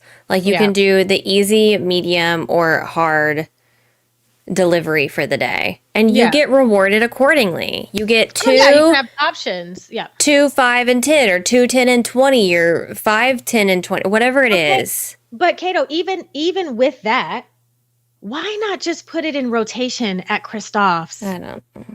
Let it to be lower the amount. Say that you can get them through questing with Remy, or you can get 5 max whenever it randomly appears at Kristoff's stall. Nobody's visiting Kristoff's stall because everybody has 100 million gajillion of the items. So it'd give you a reason to go back to his stall. Like it's there with those resources for a reason. Put it there. People have to spend real money on it, and you can put a limit to it so you can't just like spam a bunch. But I'm confused. I don't know. Stuff like that is just, it's very, what's out of touch. Yeah, it's off. Delusional. Not to mention, people spend all of this hard-earned time delivering these meals and getting all this iron and grinding it out just for the fence that you use this iron broken. to make, to not even be able to be placed down in a way that's aesthetically pleasing. Rage quit. I'm not going to lie to you. I would just literally shut the game down. It was fun. I'll be back later. Yep. No. Yeah. I think it's out of touch, but yeah, sorry. That was a whole, but yeah, I feel like that's most of the bug. Again, I don't think the fence is a bug. I think it's just kind of like a mistake, maybe more so than a bug. And I know there are probably more. And the hand on the middle of the screen. And this is not a bug, but a new feature that I absolutely hate is, and I get what they were trying to do, but they didn't need to change it in my opinion. Actually, let me ask you guys in chat. The new feature where you zoom out and your camera is supposed to go faster, or you zoom in and your camera goes slower. Did anybody in chat or anybody here, did anybody state your name? Stand up, raise your hand right now. No, because I have to know. And I'm not saying if you did ask for it, that's totally fine. But I'm like, am I out of touch, and did I just miss something? And this was something that the community really wanted, because I don't remember there being anything wrong with how the camera moved, whether we were zoomed in or zoomed out. If anything, I want it to go faster, not slower Literally. at any rate. I'm Yep. seeing a lot of no's. Like, where did they get this idea? Are they just in a room with people who don't play the game and they're just like, what do you think about this idea? Yeah. I know you haven't touched the game, but like, what do you think? I don't know. Because like, I don't know who's giving them these ideas. When I'm trying to decorate, I was trying to decorate earlier, or this was yesterday for the Dream Snap, and I'm just like, now I'm just clicking and dragging because moving around is just so slow. Yeah. I'm just like, why did we fix that? That's the other thing that bothers me. Like, you didn't, for one, I think the problem with DDV, and I think this runs into my whole tangent, but this is, since we're here, let's just talk about it. There's a couple of things wrong with it. You're, one, making changes to things people didn't really need changed, which also means that you've dedicated time and energy to maybe not permanently fixing a bug or, adding a feature that people actually did request, and you worked on something that was not needed. I think that in itself is a major issue. Like, just like not smart. And then two, it's like, I talk about The Sims 4 a lot because apparently DDV just reminds me a lot of The Sims 4, but like DDV is going in a direction that reminds me very much of how The Sims has gone for so long, not fixing the bugs and the issues with their base game. And now they just have a game that they keep adding expansion packs to and content to, but the base of the game does not function well. It's never not buggy. The Sims don't do what they're supposed to do. And DDV is giving that same energy now. Like, I literally see it going in this direction. They're just going to keep pumping out content. And I'm like to a point where I'm like, slow down. I would rather you pause the timeline that you've set out for us, saying this next piece of content is coming on this date. Put it on pause and say, we're dedicating our time right now to fixing the game. We'll resume once we get the base of the game fixed. Right. But like, we're not doing that. And I don't know why, because the game is giving broken right now. Yeah. And every bug that they fix manifests itself again at some later date. Like, how many times have we seen the same bugs come back around? Come back. Yeah. Yeah. I have some people I saw that they were saying maybe the camera thing was like a performance attempt, like a fix to reduce the crashing. Like maybe the fast movement was causing a lot of the crashing. Okay. In that case, I do wish that there was like a performance mode or something that you could toggle on. Like, if you're someone who's struggling with the crashing, you have this performance mode that like lowers all of these, features, all these settings. It does stuff like that. It changes your camera mode to see if it would help. Yeah. I mean, clearly it didn't help because everyone's still crashing all over the place. They do this in games all the time. Give me a toggle for everything, Amanda. Toggle everything. That is one thing I'm curious about too, by the way. For those of you who are experiencing a lot of the crashing, have you gone into your settings and lowered everything and tried to just reduce it all? It's not going to look good. As good, But at least the game would. But maybe it wouldn't crash. Yeah. Toggle it all. Put it all away. Yeah. Okay, yes. Everyone's tried it. Okay. So the game's just broken. I'm not going to give any suggestions anymore. Okay. I'm just done.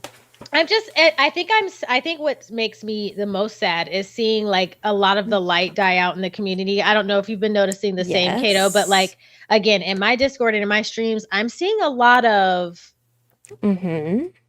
I'm playing other things right now. I haven't opened DDV in a month. I haven't opened DDV in weeks. I'm frustrated with DDV right now. And I'm like, I know it's not just our community. So like, I'm starting to see the light die out. And I think what's going to happen if they don't fix this core issue of the game just being a buggy mess is that people are going to play this game for the first 2 weeks of an update. And they're just going to move on to another game until another update comes out.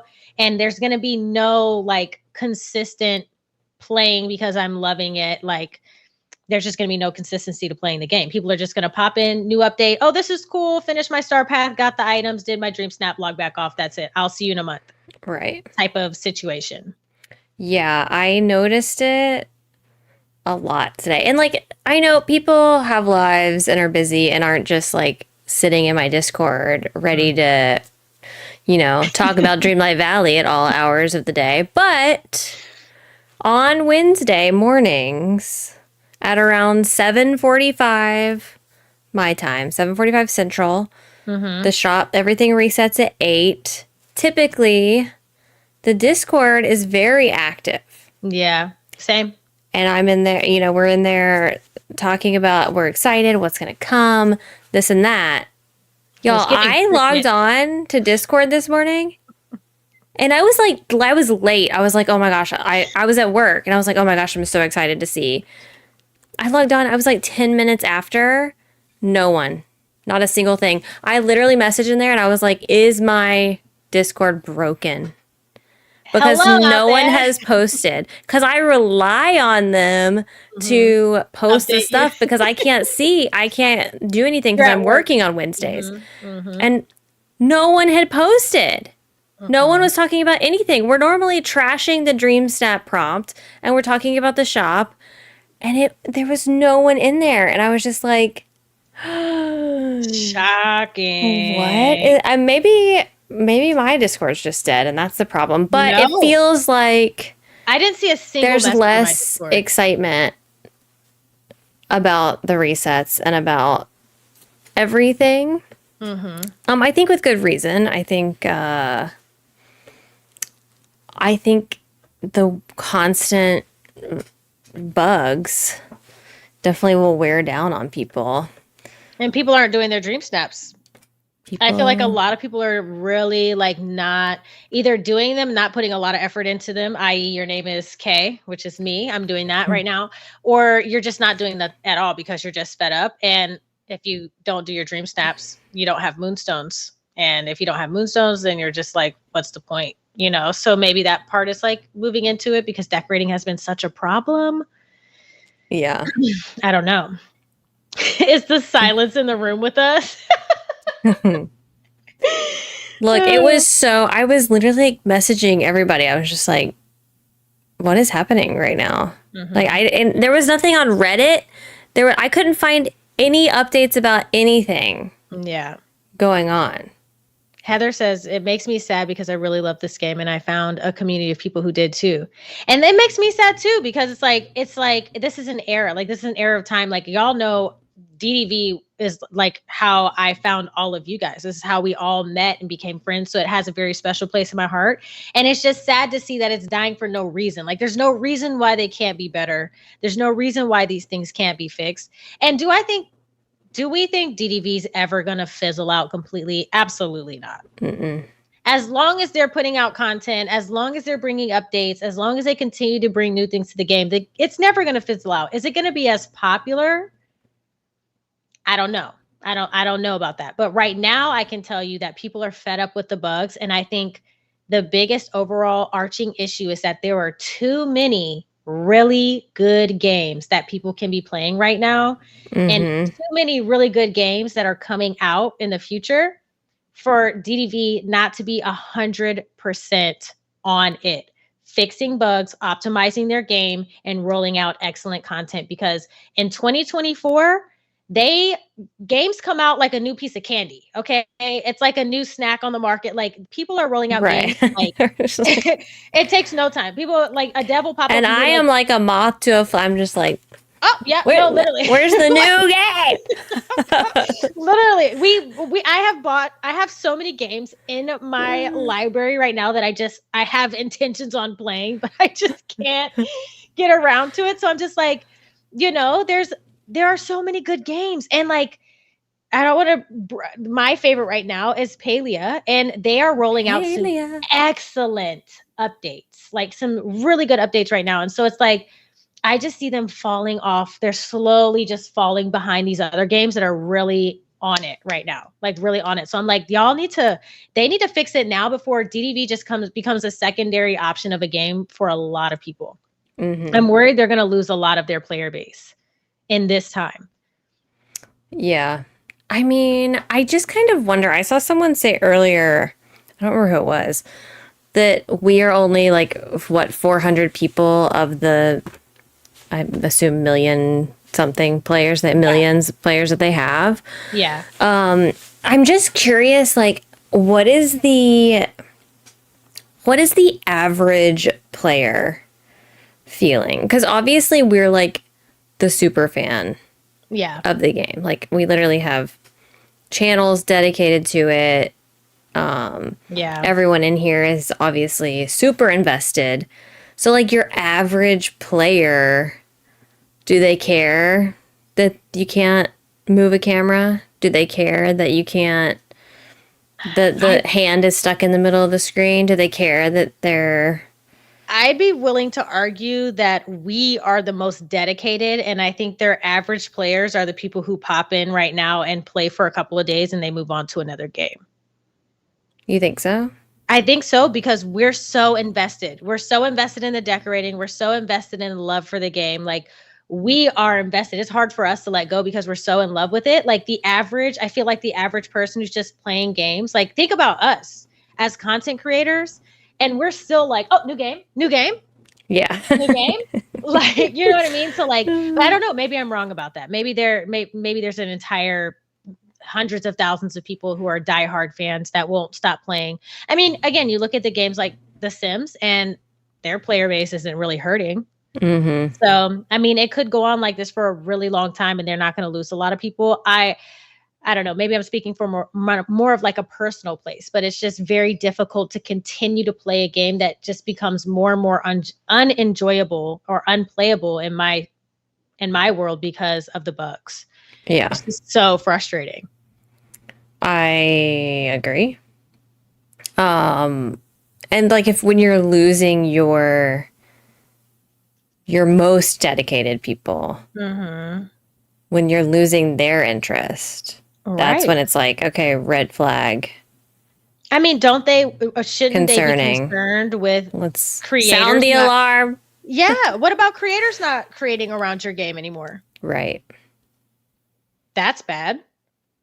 I mean, I don't know if they ever really cared though about the creators creating. They do. They don't act like they don't. I don't know if they ever. You know what I mean? Yeah, I don't. Yeah, I don't know. I mean, I think that if people if they see that number continuing to decrease, they gotta have to do something. But again, it's Disney. You know, they probably sit back and think like we're never losing. They've created an ideal game for an ideal market of people, and people are always going to come back to it, no matter what. But that doesn't mean that they do the same numbers that they always do. So I don't know. I guess we're just going to have to wait and see. But I'm seeing community-wise that people are starting to get fed up. I'm seeing a lot of stuff on Twitter too, where people are like, Yeah. And I wonder if people are buying less stuff in the premium shop.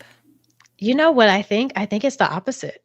People are buying more stuff? I'm sorry. I think people are actually buying more moonstones now.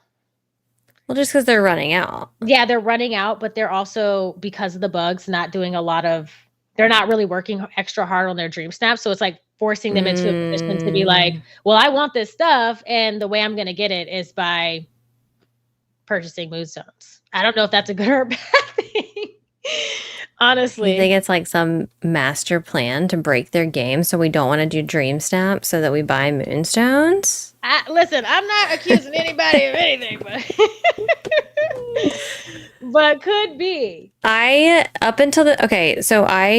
have still purchased everything in the premium shop. I haven't yet today because I haven't made a decision on the house and I haven't made a decision on the tail.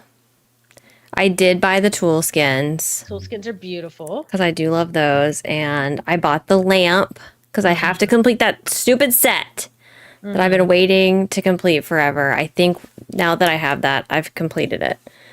The house, I just am kind of like, I like it. But how many houses can I have? I don't know. I say this all the time. Where's the stuff going? Where's the stuff to go with the houses? I need stuff. I need like a big bundle of stuff. Yeah. I think that they're going to bring, I think next week we're probably going to see another house skin that's dedicated in the same aesthetic. And I think that it's going to be like you can create a little mini area with that. So I can see why that's appealing. Where? I don't know where to put it. The people are gonna have to delete something. Yeah, we're running out of space. I mean, we still have to get Tiana. Tiana's gonna come with a bunch of her own stuff, and so it's like, when do you guys plan on expanding just like the base game maps? I don't know. I mean, obviously, I understand I can put stuff over in Eternity Isle, but these houses are big. Like, there is just not room. And then the second I put all the houses down,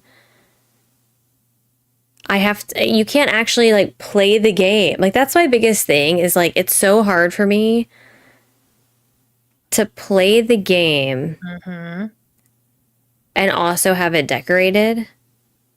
I've been at the same time. Like, I can't do both. I'm either focused on getting materials and doing all that stuff, or I'm decorating and I have a decorated valley. It's like the two, because if I decorate, there's just trash all over my decorated stuff. Yeah. Everywhere.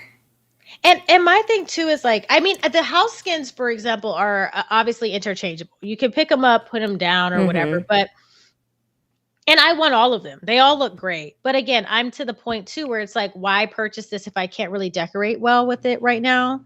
Like, decorating has been such a struggle for so long. I'm going to try to get back into some decorating. I'm hoping soon. But like, it's been like such a decorating. So I'm just like, why purchase anything if I'm not decorating right now? Like, why purchase a house skin if it's just going to sit in my inventory? Right. So I'm struggling with that too. Well, that's what Kim said too. She was like, why do you feel like you have to get all this stuff when you're not even going to use it? Like, you can literally can't even decorate. Yeah. And that's an iPad. I don't know. I've literally had to start being selective like that because I wanted that Tinkerbell house, my cottagecore aesthetic, like absolutely adored it. But I was like, my entire valley is just a bunch of house skins that I've placed out and never picked back up to look at them. I haven't decorated anything. Putting down paving is still broken. I hate paving right now. It's not great. It's also so hard to make things work together. Like, I have all of these cute individual houses. Yeah. But they don't look good together. And if they put this gray mailbox in front of these houses anymore, I don't understand. I understand they feel the need to have this mailbox. Why they have to but at least make it match the aesthetic. And make it match. And then, like, if it's a secondary house, don't put a mailbox on it. Make me walk back to my main house to get my mail. If it's a secondary house, there should not be a mailbox on it. I don't want the little thing to be flashing up as I walk by every single house in my valley. Yeah. I mean, you could truly just give us option to remove the mailbox from a secondary house. Give us a toggle. Yeah, give us another toggle, please. We'll take another toggle. Thank you very much. Give us a toggle. Azula says most DDB content creators are either playing other stuff or yapping about bugs and performance issues the entire stream because you can't even ignore it at this point. Well, yeah, it's hard to when your game is crashing or decorating is hard. It's tough right now. Yeah. Toggle. Yeah, toggle everything. There's nothing wrong with the toggle. Let people be as creative as they want in DDB. Let me toggle. And here's the other thing too when it comes to decorating. These games are showing out. All these new games that are being released are showing out with how you can decorate. There's no reason DDB can't do the same. Yeah. Steph literally just bought that counter in her game today in Scrooge's shop with all the cluttered stuff on the top. Well, like, what is it with DDB showing us things that we want to do that we just can't? Don't understand. I don't understand. Yeah, I just feel like Steph just got this thing today in the Scrooge shop, and Steph has everything in this. She got that mushroom thing too. The mushroom shelf. I have. You know what I got? I got both of those. What? You know what I got? What did you get? Yeah, what did you get? Tell me. A black L-shaped counter. Oh, Yep. useful for making a kitchen. Yeah. That's Yeah. what I got today. Yeah, that's fantastic. That's wonderful.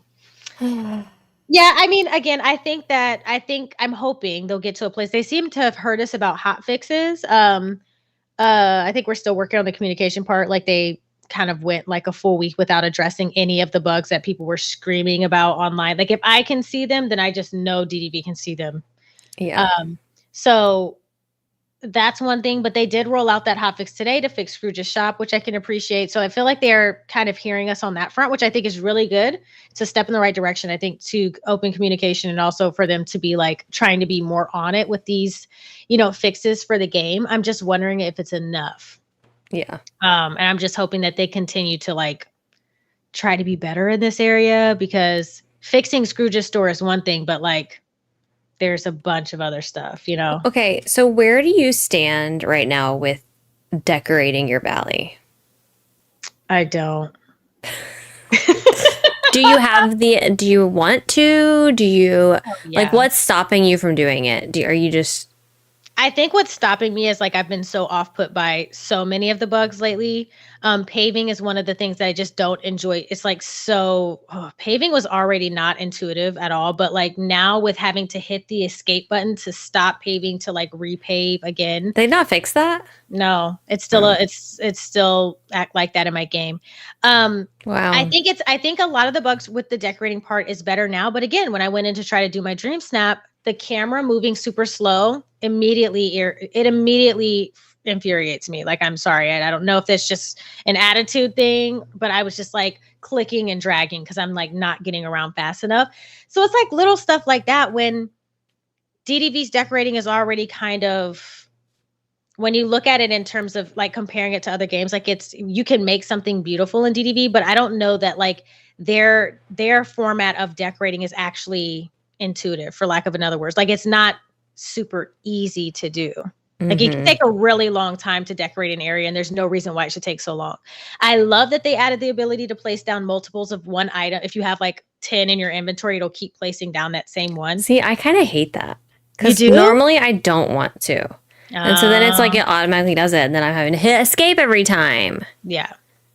Yeah, I decorated Palia a lot. I'm trying not to bring Palia up too much because it's like Palia. Palia is a free game, by the way. It's totally free. And yes, Palia, if we're talking about a superior top tier decorating game. We're talking about a superior game. Palia is absolutely that. Oh my God, I'm sorry. I'm so sorry, but it's like it's so good. Which game are we talking about right now? If I'm being honest, Palia has its things. There's some things that I think Palia could do differently with their decorator that could enhance it. But like in the terms of being able to really create something truly unique, Palia is that game right now. She's that girl, DDV's struggling. DDV is really struggling. And the more games that I play that have these decorating aspects that I'm like, oh my God, look, you can turn this on an angle. It's like, I always think back to DDV like, oh, DDV, just let me put something on an angle, because I've created some absolutely gorgeous builds in DDV. But those little aspects could really like take things to the next level. So I am planning on getting back into decorating. I guess the long answer, I'm going to get back to decorating, but I think slowly. But I'm also like, if I decorate my entire valley, just like you, it's going to be harder for me to find my moonstone chests.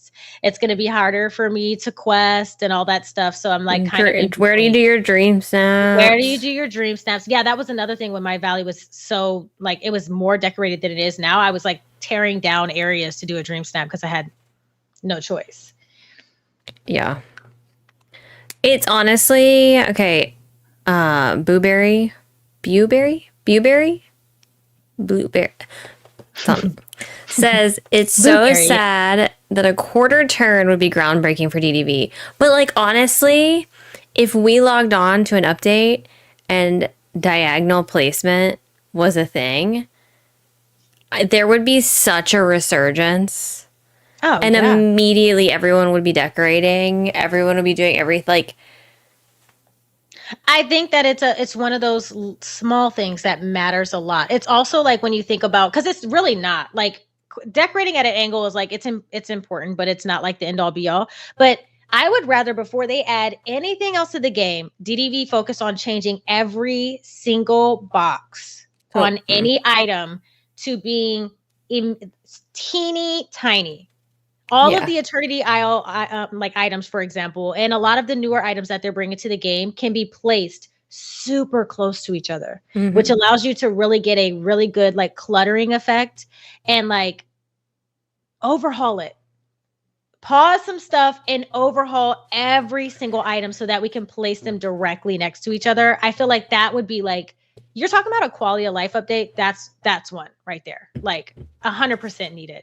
Because again, you look at these houses and these house skins that you've released, and there's 4 lines that you can't decorate on of just empty space. So I can't make the front of this house even look really pretty because of these gaps that are, and it's in between furniture, it's in between buildings. Yeah. I think they're just so concerned about things clipping, which is crazy considering how all of their clothing is broken and clips on everything.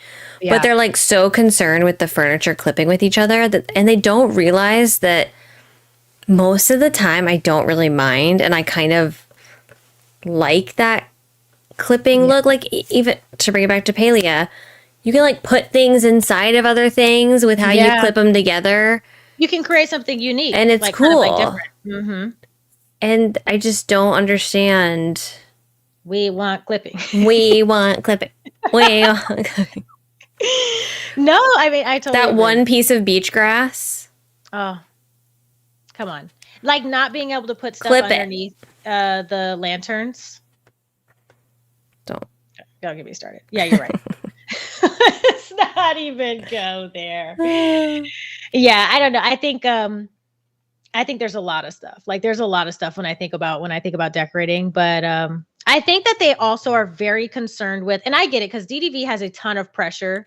Like if DDV does not meet these deadlines, people are screaming, yelling, pitchforks and fire sticks like, where is the new content? So I think that they're like hyper focused on making sure they're meeting these deadlines. Like Tiana's supposed to hear by this date, I need to, have the content out on time on this date. And I just feel like they need to put a pause on everything. I want DDV, and this may just be me, I don't know what you guys think, but like I want DDV to put a pause on everything and just fix the game. Just fix the game. Yep. That's where I'm at with it right now, personally. They're not going to do that, though. I don't think it's ever gonna feel happen. like they think that they're fixed. Okay. I think it's a combination. They don't know how to fix the game. You think so? They don't know how to fix the game or they would have done it already. So it's like they're kind of thinking, well, we can't pause everything and try to fix the game. We don't know how to fix the game. We don't know how to do it. We don't know what's going on because like they would have done it. So you think the reason why it's not done is because they're still confused as like to what's causing like how did it get broken? And I think that contributes to whether they do a hot fix or not. For whatever reason, the Scrooge thing, they were able to quickly identify the problem, come up with a fix, and get it out. Everything else, they're kind of like, I don't know. And then it just kind of built. Zara's got a good point, too. I didn't think about that. It's on all systems. Right. So, they have to figure it out on every single one. I did not think about that. I mean, it's a lot, but like hire a team that's dedicated to fixing it. They've got the money, right? No? Maybe they don't. I don't know. I don't think it's that they can't read their own code. I think that something is going on in the code. Like they didn't code it for it to be broken. You know what I mean? Like they can't figure out what in the code is causing. And look, I don't know anything about this stuff, but I'm just imagining. They don't know what in the code is messed up to be causing it to go wrong. You know what I mean? So it's like, we're over here like, oh my gosh, why won't they just fix it?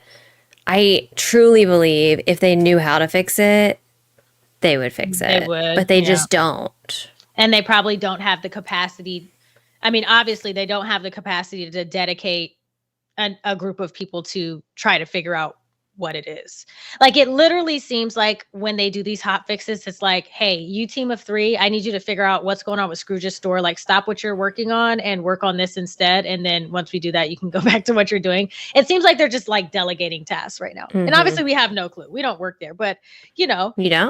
They, well, I do, but, but no, like literally they think about it. They're rolling out this hot fix for the Scrooge part, but there's like 4 other things that they could be working on too. So it's like, they're just like, okay, just fix this one thing. Like, this is the most important. Just fix this one thing. We'll figure out the rest later type of situation.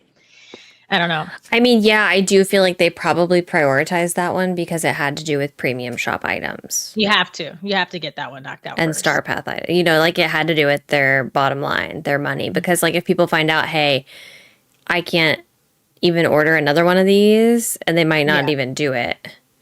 Yeah.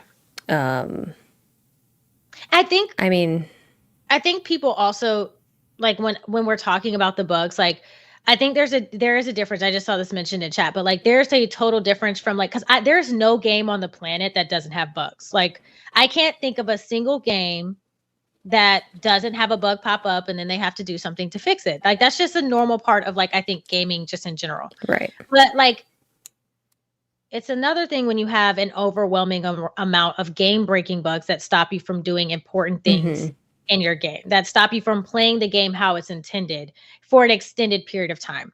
You know what I mean? So that's like, those are the kind of things that I think we're speaking to more so than just like those other bugs. So I don't know. And honestly, I don't know what the answer is. I'm not in game development. I don't do code. I can't sit up here and say, I mean, I could say what I think they should do, but I have no idea how hard it is for them. I have no idea how many hours it takes for them to work. And I think that they're working really hard. I don't think that they're not working, but I don't know. I just wish that the game was in a better state. It seems like it's just been not overwhelming, but like very difficult to play for the last couple of months. Yeah. For me personally. Yeah, I agree with that. Maybe if they were more transparent. Well, I just don't think they're going to come out and be like, we don't know how to fix it. We've heard you.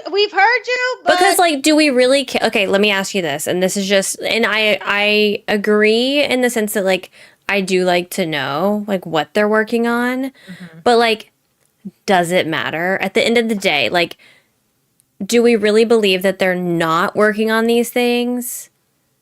Like, the one that bothered me the most was the one about tilting the camera, because at the time we weren't sure if it was purposefully implemented or if it was a bug. And the lack of communication there to me was very frustrating because I wanted to know whether they were planning on fixing it or not. Yeah. But the other stuff, like the actual bugs, it's kind of like, I know, without them telling me that they're working on it, I know that they're working on it. They're trying anyway. Yeah. They do have a Trello board, but like, I am tired of hearing about that stupid Trello board that they don't update and they don't do anything with it. Like, if I hear the word Trello board one more time, I'm literally gonna scream, because nothing on that Trello board is accurate or relevant. Doesn't get updated. Say, I went and looked. Don't care. I was confused. I said, "What is what?" I freaking hate that Trello board. Yeah, I don't think it's really. It's almost just like a scapegoat for the mods in their Discord to be like, go check the Trello board. Check Trello. No. Yeah. No. I don't want to check the Trello board. And I also have to say, why do you have a Trello board? Yeah, I mean, listen, it'd be fine, but the Trello, it'd be fine too if you were being more open. Like, you can't just expect everybody to check the Trello board and to know what's going on. Literally, with the Trello board. How is anyone supposed to know that you have a Trello board and that's how you know? Honestly, it's giving corporate America, and you're gonna have to pay me to check that Trello board. It's not in my payroll. Literally not. Do I work here? No. You want me to go to a Trello? I also, the other thing too is I don't like that they don't seem to take criticism very well. Yeah. Because I heard in my Discord the other day, that somebody talking about how they didn't like bugs or something like that, and their Discord got banned for a week. Oh, yeah. they got banned from posting in the Discord because they were talking negatively about the game, but not like negatively about anyone or it targeted anyone. It was just like a negative opinion. And look, someone said earlier, made me laugh so hard when you said something about Palia. They said, there goes our creator code for DDV. And that's what this reminds me of, is like, well, if they ban someone from having a negative opinion, then there goes my any chance I have. Oh yeah, we're out. Ever. Yeah. Valley Talk has destroyed our chances of ever being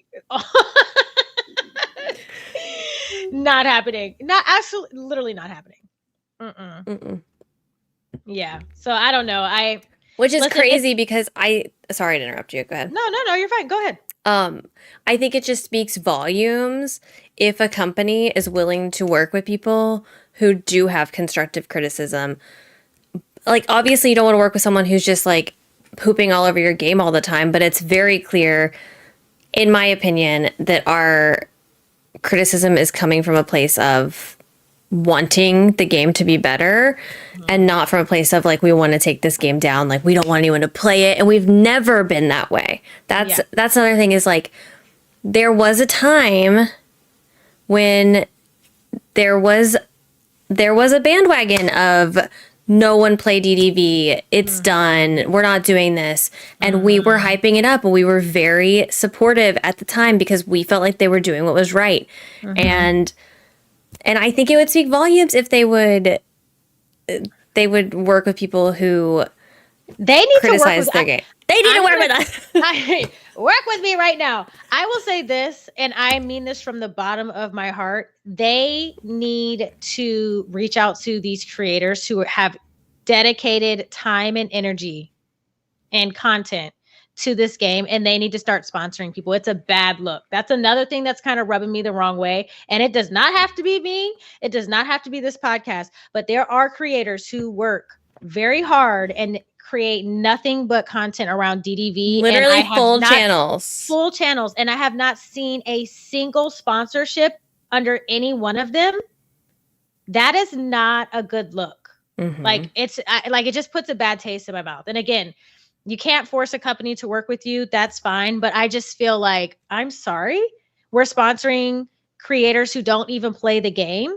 Yeah. And there's nothing wrong with that. Get your bag. But it needs to be both. Yeah, but it needs to be both. There needs to be a mixture of both. And so when you couple that with the fact that people can't come into your Discord or into your communities that are supposed to be open and positive and happy, and they can't express the fact that they're unhappy with their game, it leads me to believe that you're living in a fairy tale land, and you just want people to think that your game's perfect and everything's fine, and it's not. I mean, maybe Gameloft is in the middle of Disney. I don't know. Honestly, Gameloft is living in Dreamlight Valley. It literally is.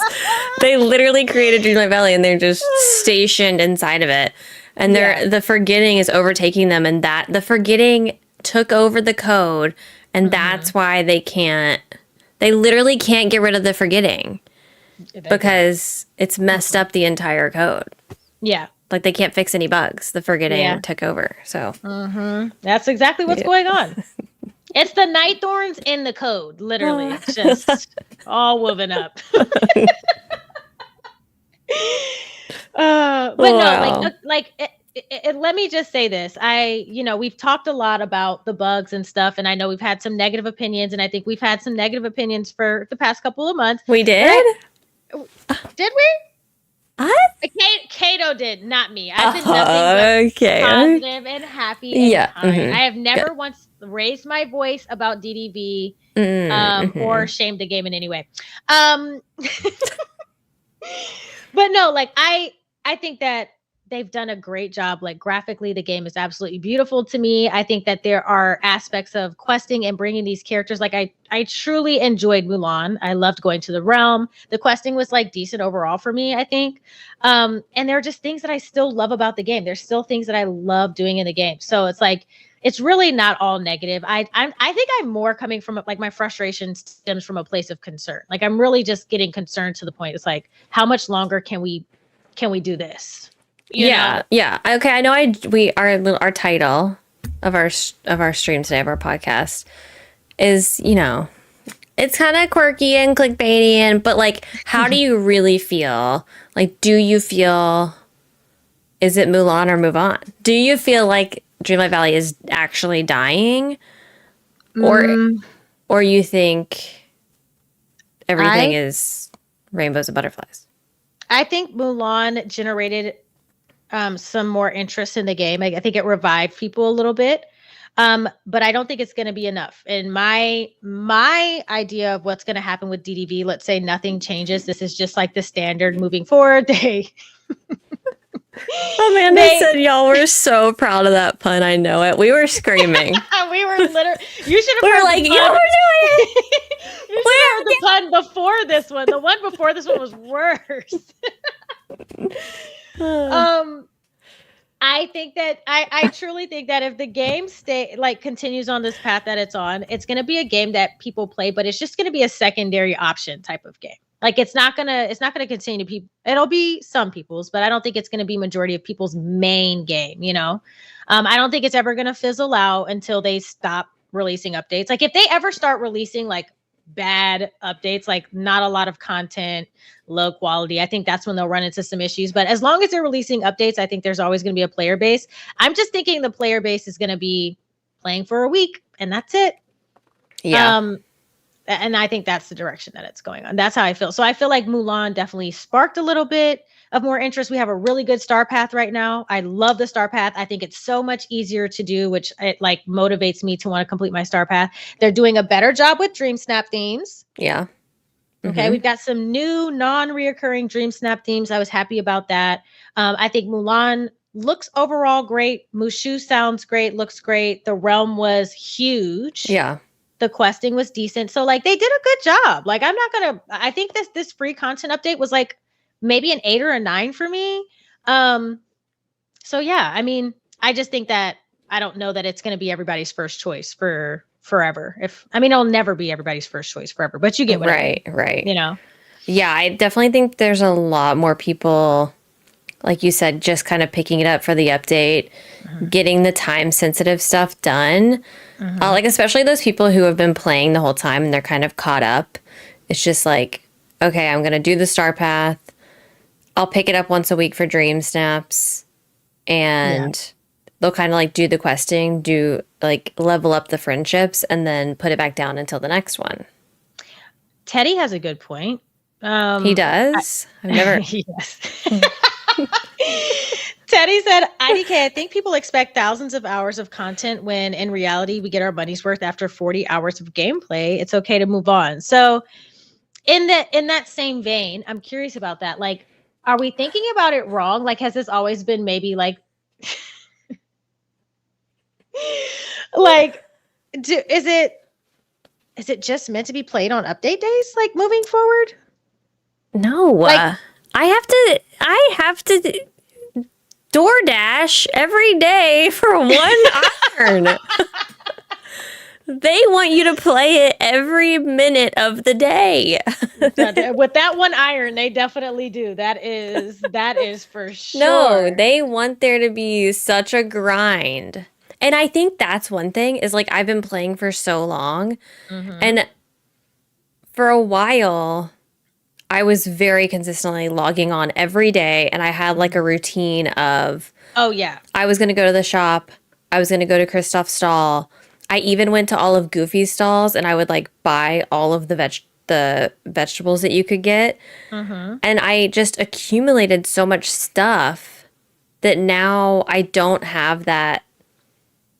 I don't have to do that stuff anymore. Yeah. And like I feel like that reset is the daily stuff that people earlier on in the game that I can see them like doing more of. Now I am kind of at the point where like I need to be doing that stuff on Eternity Isle because I do not have the Eternity. I don't even have a vacuum. Yeah. I don't have any of this stuff over there. Yep. I think I'm moving into a goal setting type of gameplay Literally. style with Yes. it. Yeah. It's literally that. Like I'm moving away from like we're following the storyline. We have X, Y, and Z to do. The game has it laid out for you. And now I'm in a place where it's like, okay, what are the things that I need to do to get my valley in order? I need to get the time bending or the ancient machines. I need to, decorate my valley in certain areas. Like I need to start setting these goals around my gameplay that'll keep me focused on those things. So yeah, I definitely think that's the direction I'm moving. I think people who are probably newer to the game are enjoying it a lot more than us who have like played through all of it, Like, I would love to get to a point where I have every house kind of placed. I have my storage rooms done. Like, I have all these plans for my storage rooms and exactly how I want them. Yeah. Like, I want them to be done. Right now, I just kind of throw stuff everywhere and everything's a mess. I want it to be, like, I want my biomes to be so organized that I can easily just go and, like, pluck the couple, or I would love to have vacuums. I wouldn't have to clean anything up. I want a vacuum in every biome. So, like, I have a ton of stuff I need to do. And I almost think the weekly, I love Dream Snaps. Yeah. Don't get me wrong. The weekly obligation to do Dream Snaps has limited me from progressing with the other stuff. It's too much now. Because it's like, I have to do Dream Snap. And I do try to do like shorter so I can get some stuff done. But then it's like, well, now we have the Star Path. Well, now we have the popcorn bucket event, Nightmare. We didn't even talk about that. Yeah. Collecting all the buttons. Absolute nightmare. Thankfully, some people were so kind and gifted me some buttons, so I didn't have to do most of it. Yeah. And then now we have this memory thing. It's just like there's so many of these side quests that I can't do what I want to do. But I got to do all this other stuff. And I think I saw a lot of people talking about this on Twitter. I think they should start considering rolling out these events and stuff like a couple of weeks after. Yeah, because again, people blow through the friendship quests and they get the realm done, they do all that stuff, and you get all the main storyline quests done, and then it's like there's like this grace period, and then you can release this event where people like, this is something I can focus on. I feel like all of it coming out on the same day, I don't know like why that's a strategy, but I feel like it all coming out on the same day is a little overwhelming. Like you said, it's like I need to go get, the boutique thing done. I need to go do my questing. I need to get some iron to deliver this. I need to it's like, what do you do? Like, what do you do? What do you focus on? Literally, what do you do? But I am getting to a place with the Dream Snaps. I feel like maybe once every 2 weeks could be a better timeline. Maybe increase the moonstones, like you get more moonstones. They're never going to do that. They're never going to do that. But if you did one once a month and then combine the reward for like whatever you get for the month to be a combination of what you could get weekly or something like that. But then if someone got a low one, it would be an absolute riot. Maybe it's like, if you get a low one though, it's like 900 per times 4 or something. But like, I think we just need some space in between them, like, I mean, I am seeing in chat people saying, anybody who's new to the game, I've seen in chat saying that there's just so much to do. So it's not boring. I think that there's definitely, now that I think about it, a segregated like player base. I don't think segregated is not a good word, but like there's people who started out who's starting now and they're having the time of their life because everything's brand new. There's so much to see. And then there's us. I mean, think about the people who have their valley's entire, like everything's decorated. They have everything from Eternity Isle, all the machines, all the quests done. Overachievers. And so maybe it's like just us who played so much of the game that are, complaining, I guess. Us complaining? No. Elle, thank you so much for renewing your membership. I know you did that forever ago, but thank you. And Amanda, thank you for the 18 months. Do you think it would be a good idea where you can craft myths like you can Dreamlight to be able to help make the ancient machines? I think so. For me, it's not the myths though, because I've been very fortunate to be able to go to a mist farm that So I have the mist. Yeah. I just haven't done anything. Like I haven't progressed anything over there. So I think I can't even. You have to have all these stupid little things. I don't even know what they like. Special. I don't know what they're called. I don't even know what they're called. I don't even know what they're called. I don't have them though. Teddy knows. I know Teddy knows. I don't have a lot of the stuff on Eternity Isle. And you have to get it from time bending, and it's like very rare that you get it. The cores. I don't have those. Does anybody else in chat feel disconnected from Eternity Isle? Yes. Like, I'm not bored with Eternity Isle. I'm just completely disconnected. I'm almost starting to wonder, because I will say that I might have been wrong about the fact that they roll out these updates in separate parts. I'm almost kind of starting to wish that they had just done one massive, you play all the way through, because like now that I'm seeing that now that I'm so disconnected from the storyline, I'm just kind of like, I haven't been back over there. I only go over there to get stuff out of my inventory. Like, I don't run around anymore. And it's not that I'm not going to go back over there. Like, there's, again, like I said, I want to do some goal setting, but it's just like, I feel so disconnected from that storyline. It's almost like when they roll out the next update for it, I'm going to be like, okay, where did we I don't even know where. I literally know where nothing is over there. I get so confused walking around. I feel like the valley is so easy to navigate. Kato said, where is Eternity Isle again? How do we get there? I literally get so turned around, especially in the green area, the tangle. Yeah. I'm just like, where the heck am I? Like, and I'll look at the map. And I'll be like, okay, I gotta go to that one. It'll be like one of the ones that you can't travel to. I'm like, okay, I gotta go to that one. And I'll start walking, and I'll go down a ramp, and then I'll look at the map, and I'm in the wrong one. You're in the wrong area. Look at the map. How did I go down the wrong one? And then I'll go back up, and I'll go to a different one, and I'm still not going the right way. Yeah. I mean, and it's beautiful. You can't get turned around. I get turned around all the time. But it's like, Eternity Isle is absolutely gorgeous. I think I will admit, you can clip this if you need to, I was wrong. I was 100% wrong. I thought I was gonna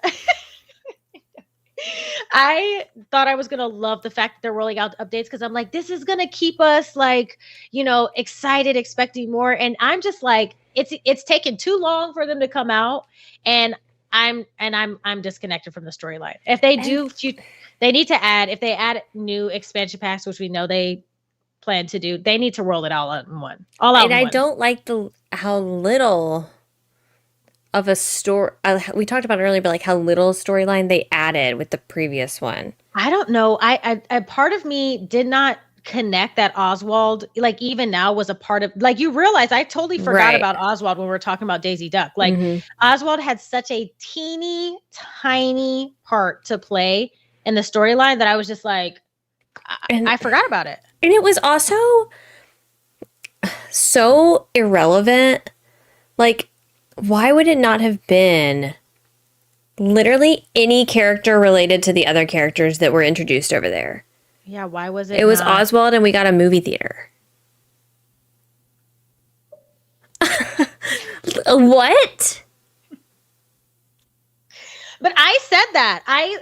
People were not happy because people were like, I love Oswald. I think Oswald's great. And I love Oswald. I think Oswald is great. But I don't think Oswald was a smart decision for Eternity Isle. He's cute. He's fine. Adorable. It doesn't have to make sense. I get it. But like, I think that's contributing to the disconnect. Yeah, same. Because it's not at all relevant to any of the characters that were over there. Babe, Jafar literally appeared underground as Merlin stole an orb and disappeared. That was the last I heard of the guy. I don't know if he just poofed. I don't know if he poofed back into the castle that we just can't get into for some odd reason or what, but just stole it, said mwahahaha, and was gone. I said, what's happening? I understand he's from the past. All of them are from the past. Literally not a single one is current. Aladdin is from the past.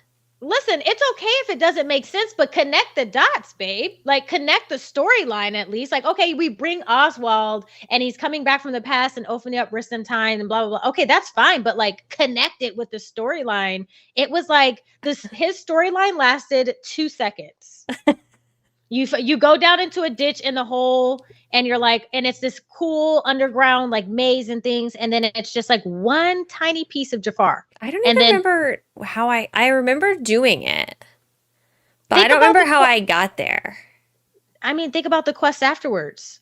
After we got Oswald out, none of Oswald's quests were related to the forgetting, or not to the forgetting, but related to Eternity Isle at all. But how did we get in how did we get in there? The room that we had to do the multiple different things.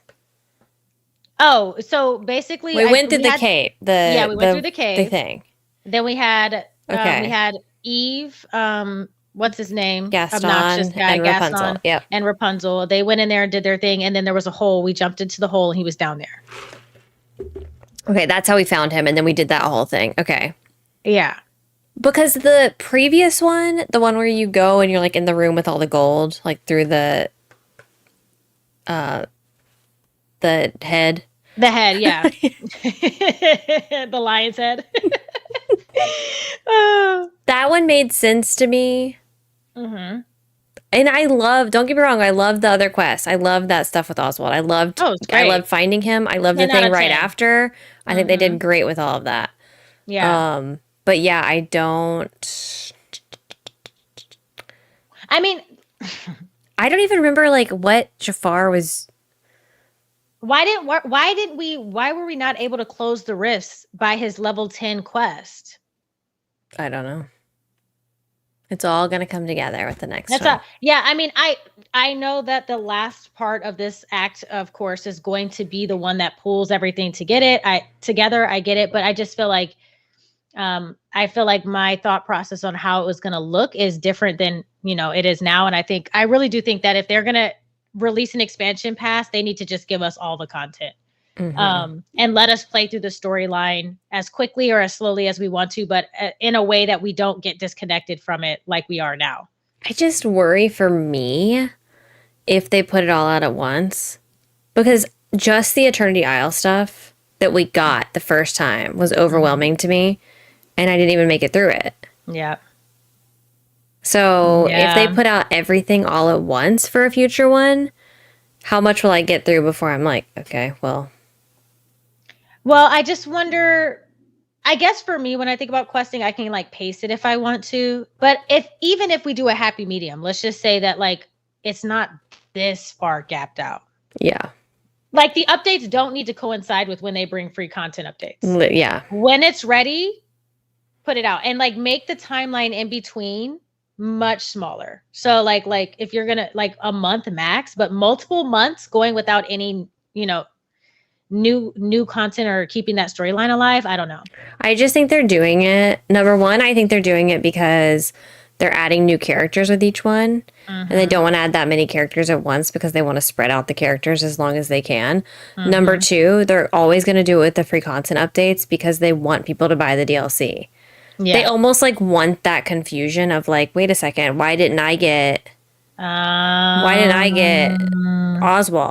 Oh, I gotta buy this. I gotta buy the DLC. And if you do it like in between, you're not playing. You don't even see Oswald. Okay, I can see that. So I think it'll continue to be how it is. I don't think they'll change the timelines. Yeah, I don't think so either. I mean, I think that next expansion passes are probably going to be the same. They've done it for a reason. They've set it up like that for a reason. But just like Sugar Cookie said, if you wait too long to connect the dots, then nobody's going to remember what dot they left off of last. So I don't remember what I did yesterday. Exactly. I mean, I can get over it. I just think that it's like it's led me to be a little disconnected from Eternity Isle as a whole. But I think Eternity Isle is amazing. It's gorgeous. I still would highly recommend anybody thinking about getting the DLC to get the DLC. It's really good. Great questing, great items to decorate with, a beautiful world, a huge map. Like there's way more things to be positive about and to love about Eternity Isle than to not. So the DLC is still 100% worth it in my mind. Just I'm a big questing and like storyline type of girl, so like for me it's important. But that might be the case for everybody. Yeah. Okay, well, speaking of things that you have to purchase that aren't just the items, we do have a couple things to talk about with the bundles. First of all, the Wally bundle is on sale right now. Yep. 20% off. What do you think about that? I still wouldn't purchase that one. Sorry. Wait for it to be like 60% off. Wait for it to be free. Yeah. Yeah. If they ever release it for free, yeah, that's when I'll buy it. And listen, if you absolutely have to have the outfits or the items, okay. But I did not enjoy that bundle at all. And I think it was their first test bundle, so they were probably like still, figuring things out. But that bundle is one of the least enjoyable things that I've ever done in DDV to date. And the funniest part about it is that you made an entire... I did! It was awful! Just cut to me, literally messaging Billy, like, how much longer do I have to do? Like, are you joking me right now that this is time gated? So bad for you. I said, there's no way. How long did it take you to make that video? Days. Because everything was time gated, and then you had to wait till nighttime one day, and so I'm like, Todd, I gotta go talk to Merlin. I gotta go film. Now is the time. It's like down here, like I had to be at the date with Merlin. Listen, at 6 o'clock. The 5th time that I returned to Wally, and Wally said, "We're still missing more pages." Oh my gosh! I almost rage quit the game. I said, "There's absolutely no way I've collected 100 pages. This book has got to be done. There's no way." And then for the cutscene at the end of me collecting 200 pages for this book, it was just like black screen and we're back and story's over. I said, "Oh no." And then they're like, "Oh, mine was like meet at this certain place on the beach." And I couldn't figure out where to place this freaking table for them to sit down and have this date that was going to go horribly wrong. So I spent like 2 days trying to figure out where the table was at. I was like, yeah, don't buy it. Not even 20% off unless you absolutely have to have the clothes. Yeah, that was... Be prepared to do the worst fetch questing that you've ever done in your entire life if you're going to purchase that to get the clothes, because it's not okay. What are the differences? Can we have a house bundle and a game bundle?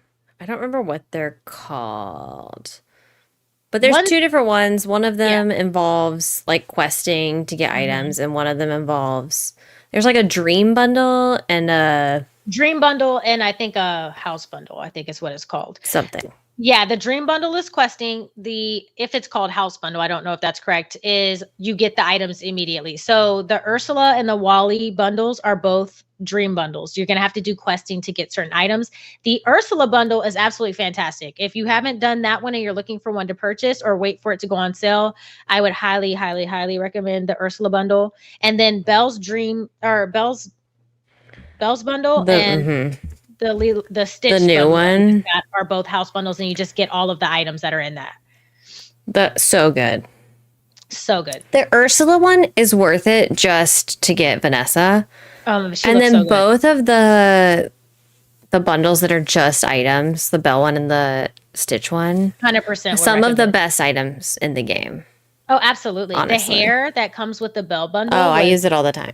Oh, top tier. That little pillow, a little like carpet with the pillow. Oh my gosh. Oh my god, the bed that's on the floor. Yeah. It's gorgeous. The Lilo and Stitch thing, doesn't it come with it's got that house. It has a house, it has that truck with the food. Oh, so cute. Or whatever on it. It has the tables. And it goes so cute with the new fencing. Oh, it's so nice. Yeah, it's so nice. Mm-hmm. So good. Yeah, I love it. So out of all of the bundles, you can't go wrong with anything other than the Wally bundle. And again, it's not like I think it's bad, but it's not like unplayable bad. It's just you're gonna be doing a day, like days worth of like it's time gated for one. and you run back and forth. The Ursula bundle, you get the stuff pretty quickly. Like you get like 3 or 4 items or clothes like almost immediately into starting the quest, which was nice. And then you get more later on. But yeah, that's I wouldn't purchase it even with 20% off. And I never wear the clothes. Which ones? The outfit that came with the Wally bundle. Wally's dream style is super cute, but I don't wear any of the clothes. I wore the clothes like one time. It was actually for my dream snap that I got like third or something. It was like, I was going to say a dream. The old timey one. That was so good. That was a good dream snap. Those were the days. Those were the days. Back when I knew what I was doing. Although I did get 4K this past week for my candy one. You know what I got? What did you get? 2,500 moonstones for the one I spent 3 hours on. I quit. I did not spend 3 hours. It's the one that I literally put the 2 houses next to each other and just put down pathing. I need an outfit. Can everybody just ban Kato, please, in chat? Just hashtag ban Kato. Kato's out. Okay, we should do a Q&A soon. I'm curious though, after all of this conversating, let's talk about, we've talked about the bundles. What do you think about the bundles? Anything else to add? No. Get the ones, don't get the Wally. Yeah. Let's talk about Mulan. What do we think about Mulan? What do we think about the realm? Let's get down to business. To defeat the Huns. I liked it. I did not like not being able to find the pants in the realm. That was very annoying. Oh, okay. I like it. I think she's fine. I think the friendship rewards are mediocre to me. I don't like Mushu's that much. I think I think Mushu's is mediocre. I need that level 10 outfit though for Mulan. Yeah. I just not my favorite, but I'd like her. Like a 7. Okay. 7's not bad. It's not bad. Yeah. It's just kind of okay. Okay. What did you think about the realm? Do you think it was nice? It was very big. I liked it. Yeah. Yeah, it was big. I liked the mudslide, like little quest thing. That was cool. Yeah. It was like more involved than I feel like some of the other ones have been. Yeah, it felt I saw really some involved. people say that it felt too long. It didn't feel too long for me. I think most of it was just me not knowing where to find the pants that took a long time. Yeah. But there was a lot of fishing. Yeah, there was a lot of fishing. I didn't mind it too much. I don't mind the fishing. I liked it because it was counting for my star path. Oh, okay, multitasking. Because it was just like fish for some, Okay.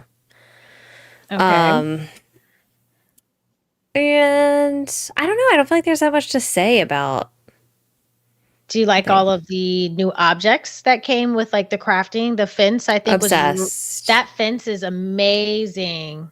Obsessed. High quality. Yeah, very, very like nice. The fence. I like, oh my gosh, the cherry blossom trees. The cherry blossom trees. I love the addition of that they did cherry blossoms and like just regular green trees. I could replace every single tree in my valley with those cherry blossom trees. They're so nice. Yep. That's the stuff height of them. Yeah. Is so good. Is so good. And they give us small, like medium and large. I think there's like 3 different versions. And they're separated. Yes. So you don't have to click it 3 times to get this stuff. Bewick raid. Blaine, thank you so much for the raid. I know you're so excited to hear all of our thoughts on Dreamlight Valley. Yeah, tonight. Of course. Like literally, I heard Blaine saying that he was going to play DDV. Like tomorrow. Yeah, I did too. I heard he's going to try to catch up. Actually, Kato won't say hi to us. Raid. Well, I won't now. She who must not be named in my chat. Thank you for the raid, Blaine. Welcome in, y'all. Yeah, we've been talking a lot. We said positive and negative things. No, I can tell you right now, after this is posted, the comments under this video are going to be like, "You guys hate the game. When are you going to just quit playing?" That happens. Rebecca, thank you for the super chat. Is there something wrong with Mulan's stall with no price? I didn't even know she had a stall. I am not that far yet. I'm a slow quester. I'm sorry. Kay has been playing the superior game in her eyes, Palia. She hasn't gotten there. I can confirm I've done a bit of playing of that game. Oh. I don't know. I don't know. I'm Does sure that anyone is know a in the bug. chat? Because I have no idea. I didn't even know she had. What is she selling? I saw it in the trailer. That little thing behind her was her stall in that first trailer that they posted. So I knew that was coming. I didn't know. I think it's likely a bug because when you think about Gaston, Tea leaves. you have to pay for it. Tea leaves. Okay, tea leaves. And Everything's free. I need to get that stall and I need to buy everything. literally, It's the level 2 quest. Anita, you do not have to call us out like that. First of all, Anita, that was rude. excuse me. What? Why would you do that? Okay, that was a lot. Let's all hold on. Let's all take a step back. Okay, all right. I may have focused when I was playing on leveling her up to level 10. We all have different focuses. Dang, now that's being called out. So y'all haven't even done the level 2. DDV pro gamers, elderly streamers have not. They should really contact us because we play the game so much and we have so much feedback and we know what to do. They keep sponsoring creators that don't even they play. They don't even play. They don't even go here.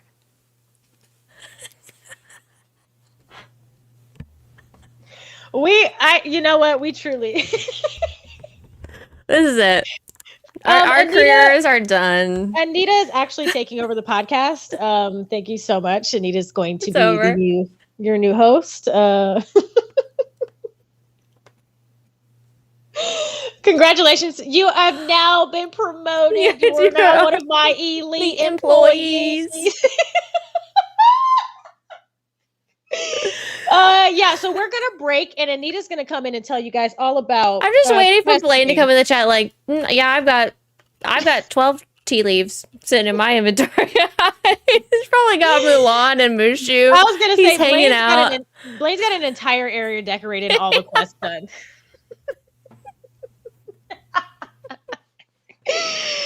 Oh my god, I cannot deal. Level 2 quest. That's crazy. First of all, I think, you know what? I call BS. It's got to be at least level 5. There's the fact that neither of us have done it either is bananas. It's insane. Yeah. Crystal, thank you so much for the gifted membership to Horse Lover. Enjoy your emotes. Thank you so much. Okay. We're going to try something that could be not a good idea. Could be a bad idea. I mean, we're already pretty unhinged. It's towards the end of the stream. So we're just going to get a little more unhinged. Just a smidge. Okay. There's a feature on YouTube where you can start a Q&A and answer viewer questions live. Okay, so I'm going to click on this feature and then somehow in y'all's chat, you're going to be able to open this up and you're going to be able to either ask us a question or leave a statement. Now, I want to let y'all know, we can see, I guess I can see, Kay won't be able to see. Yeah. I can see who is saying it. So don't spill your dirty laundry in here. I don't want to know. I can see. Don't try to cuss us out, but it's going to be anonymous. The chat is not going to be able to know who said it. Yeah. So I want you to tell me how you're feeling about DDV. Ask us a question about DDV.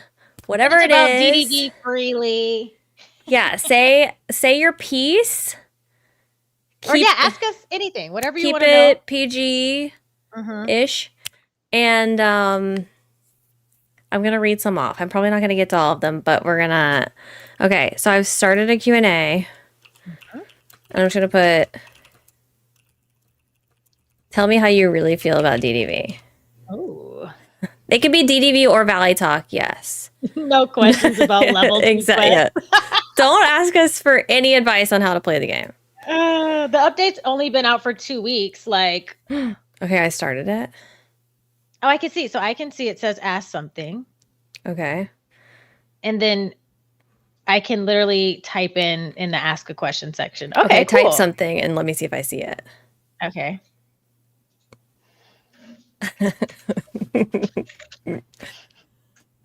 Oh, wait. I don't see anything yet. Chat is a ask. Okay, hold on. How does this work? The only creator can see your submitted questions. You put in the question, everyone will be able to see. Oh, I You see can move- one. But y'all don't see it, right? Chat. Okay, so you chat. I just sent hi. So, okay, I get it. I figured out how to do it. But you can't see what you sent now, right? Or No. you can just see what you sent, but not everyone else's. Yeah, I can just see that it says it's been submitted and I can't see anything else after that. Okay. So you need to click on, let me pull it up on my phone too. I'm so curious about this feature. I didn't even know. Okay. Oh my gosh, there's a lot of things coming in. Okay. Are there? Yes. Oh gosh, how do I go? Okay. Okay, people can see it on mobile, so that's good. Okay. Okay. Wait, it won't let me. Oh my gosh, it won't let me scroll back up. Oh God. Oh gosh, I can't see the first one now. Chat summary. Viewers are chatting about the new tea leaves. It disappeared. Never mind. I can't see the first one. I feel so bad. I want to tell the person to resend it, but I can't say their name. Whoever. If you sent it early on, send it again because I can't see it now. Okay. Oh my gosh. That one. There's one that's so spicy. I'm gonna wait. I'm gonna answer another one first. What? Oh, Okay, God. this one is okay. What villager has the best friendship rewards and quests? Ooh, that's a good one. The best friendship reward. I have no recollection of anything, so I'm like the worst. I'm thinking of the villagers right now.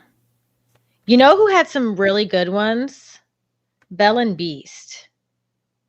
Like that little Beast, Beast little dining area thing. That one was beautiful. Yeah. Fairy Godmother for me. Oh, Fairy Godmother had some good stuff. Good stuff.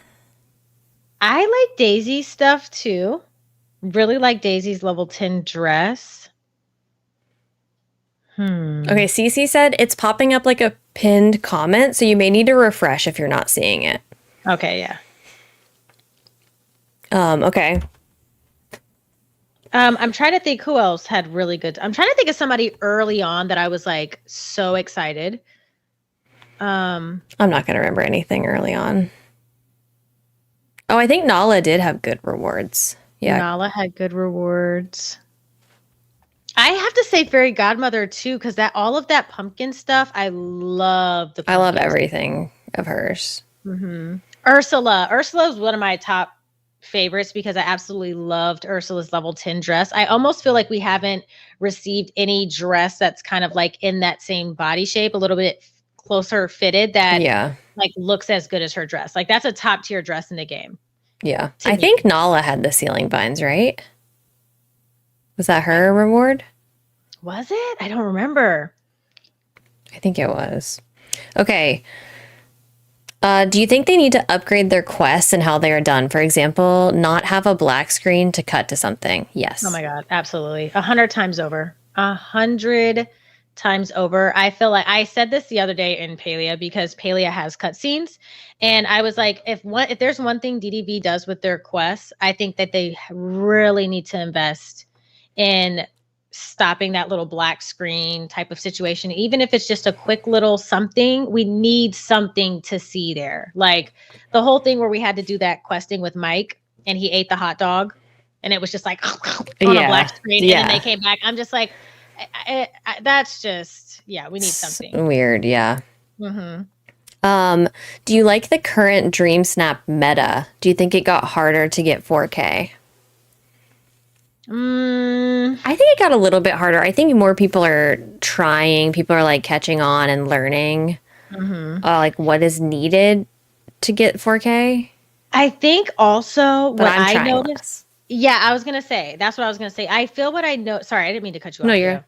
I feel like what I've noticed is like on those weeks where we get those Dream Snap prompts that are like repeats and everybody's like fed up with it and dry, I can easily get 4K. And I think that that's maybe because there are less submissions, not like, and then when you have the Dream Snap themes like this, the candy themed one, and I'm this Stitch one, I think we're going to see that it's going to be much harder for people to get 4K because there are going to be a ton of submissions and a ton of really good submissions. So I think that might have something to do with it overall. But I don't think like the algorithm in any way is like, I don't think it's like an algorithm or anything that's messing with 4K. Yeah. I think it's truly the amount of submissions.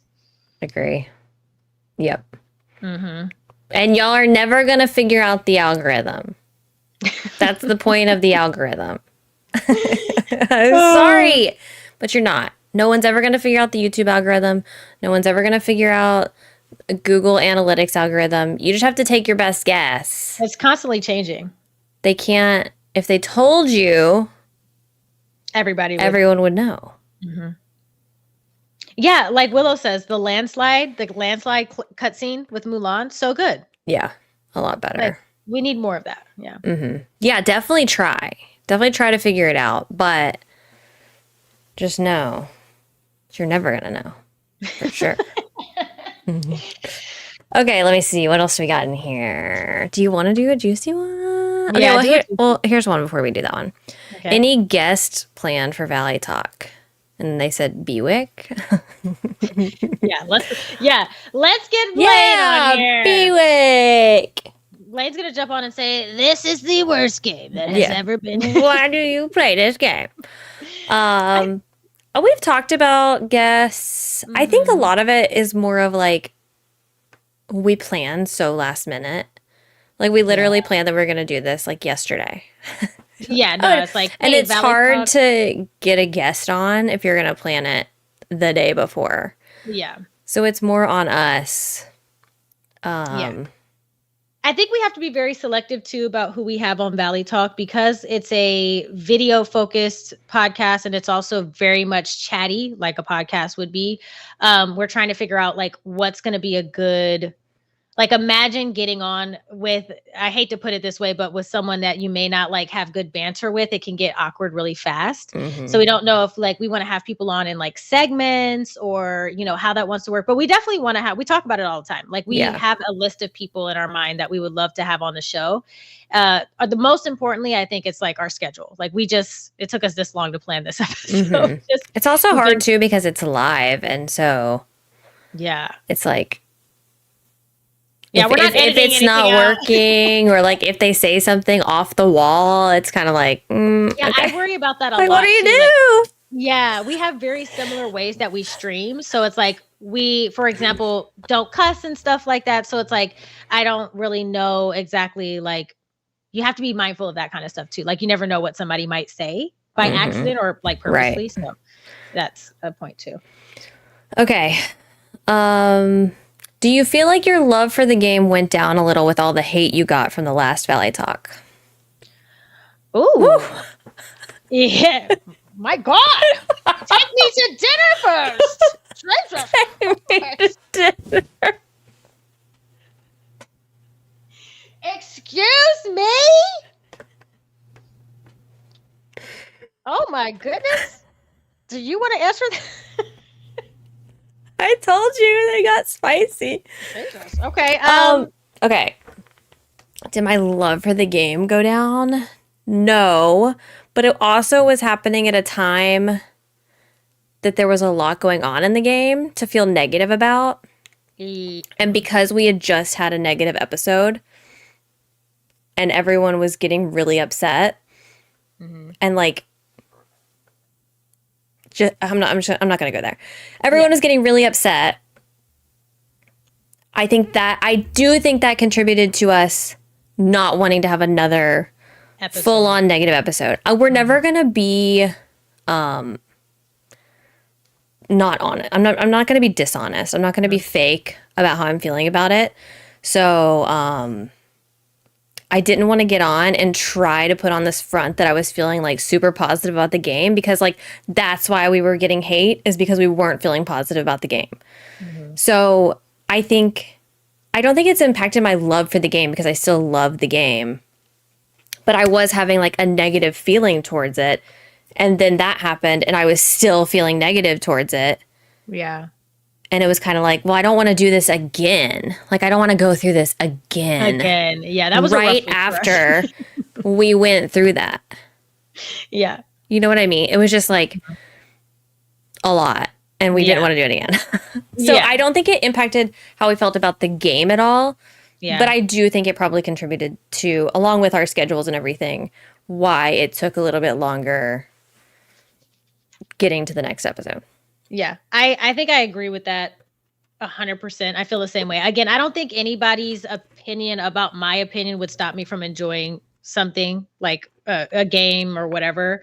I do think that it made it difficult for me to feel like I can have an opinion, if that makes sense. Like it more so impacted me in the sense of like, I almost like started to censor myself in a bit. Like anytime I was about to say something, I like thought twice about saying it because am I going to get backlash for this? Are people going to be upset with this viewpoint? But just like Kato said, like, it's just, I can't be that type of person who I'll say nothing at all before I lie about how I'm feeling. Mm-hmm. And so that's kind of where I was at. So I was just a little bit more reserved, I think, than I would have normally been afterwards. So, Yeah. Let's see.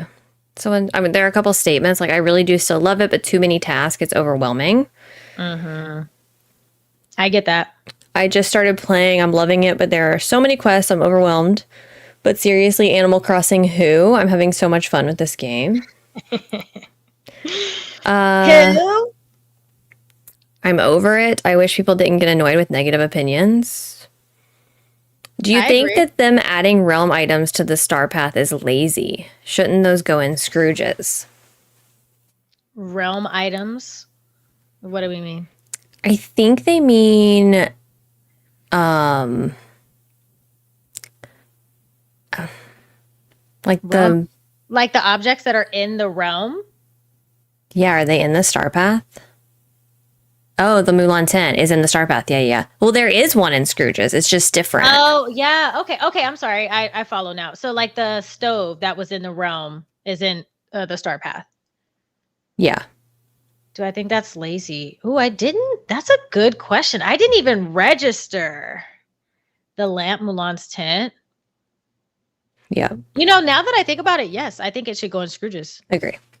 I think that it is lazy. Yeah, I think like the lamp, sorry, the kiln, yes, the tent, all of that stuff should be either the gong. Mm-hmm. The gong. Yeah, it should be found in chess or in Scrooge's. I 100% agree. Oh yeah, the Monsters Inc. was the same way. Mm-hmm. They had like the canisters and everything. Yeah. I would rather have that. I agree with Teddy. I would rather have that than the motifs. Maybe like, yeah. Mm-hmm. You know.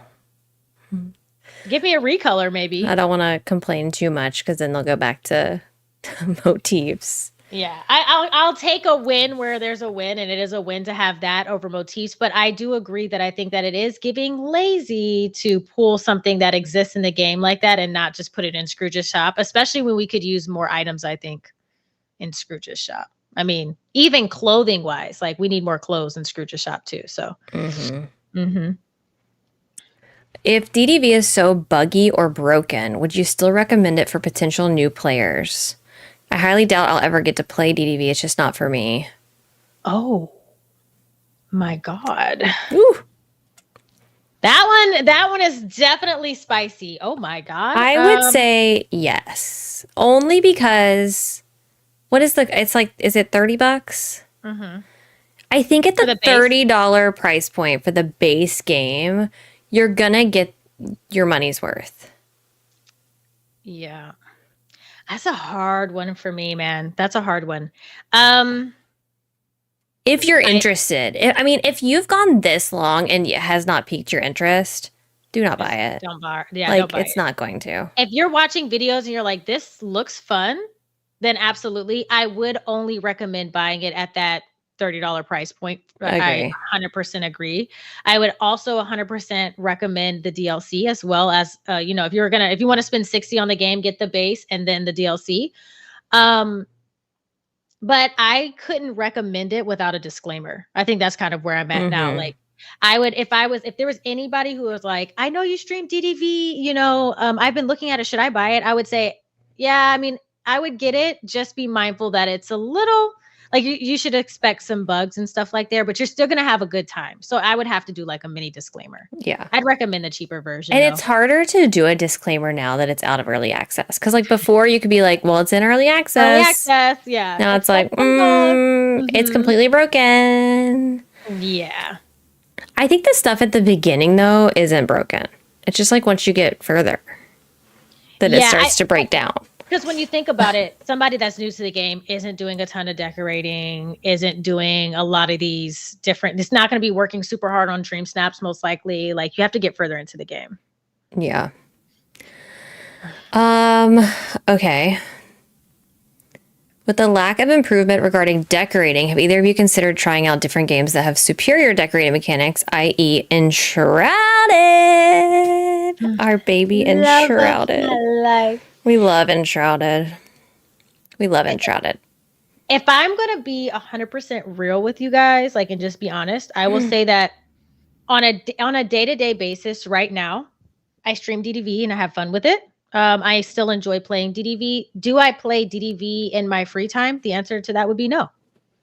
I play it in my free time in the sense of like working on the star path or like doing a dream snap or something like that. But I'm not like logging on like I used to and just like playing for hours and stuff like that outside of the stream. And that's not to say like I'm only playing it because I'm streaming it per se. Like there are things that I want to do on stream with my community in DDV, but I have been putting a lot of my time into other games that I have been enjoying a lot right now. So, and that's just me being honest. I don't think there's anything wrong with that, truly. Like, I think you can go back and forth between games and, DDV, I think needs a little work.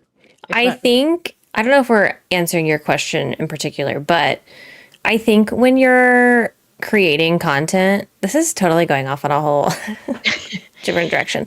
When you're creating content, it's so difficult sometimes because you're balancing so many different things. You're balancing what you want to play.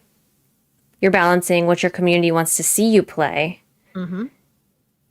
And you're trying to do your best. And you're balancing like what you feel like you need to play. Yeah. And you're doing your best. When all of those things overlap, it's great.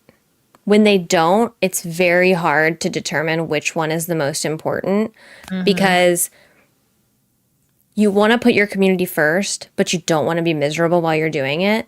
And so it's just like sometimes I don't want to play DDV, and so I'll just play something else. But then there's always going to be those people who only want to watch me play DDV, which is fine.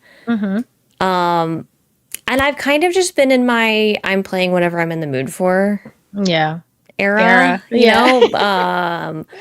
But like, of course, I want to decorate and Enshrouded. For me, it's just finding the time to do it because a lot of these games, they take so much time to grind for resources. And I don't have the time to grind for resources in every single game. And that's another thing. It's like you kind of have to commit. Like it's hard to just one or two Enshrouded. things. Yeah, you can't just like stream Enshrouded once every 2 weeks. Like you're literally making no progress unless you're playing kind of like off stream. And as moms, as people who are working, as people who are focused on creating content and streaming multiple times a week, it's just very hard to fully dive into another game, which is why we stream most of our gameplay live with y'all, because it's the only time we actually get to play too. So yeah, I guess to answer your question, we play a variety of games. We all do. And we'd love to play more variety of games. But DDV will always have a special place on my channel. So there's that. But the moment that like I just can't stand DDV, we won't play it anymore.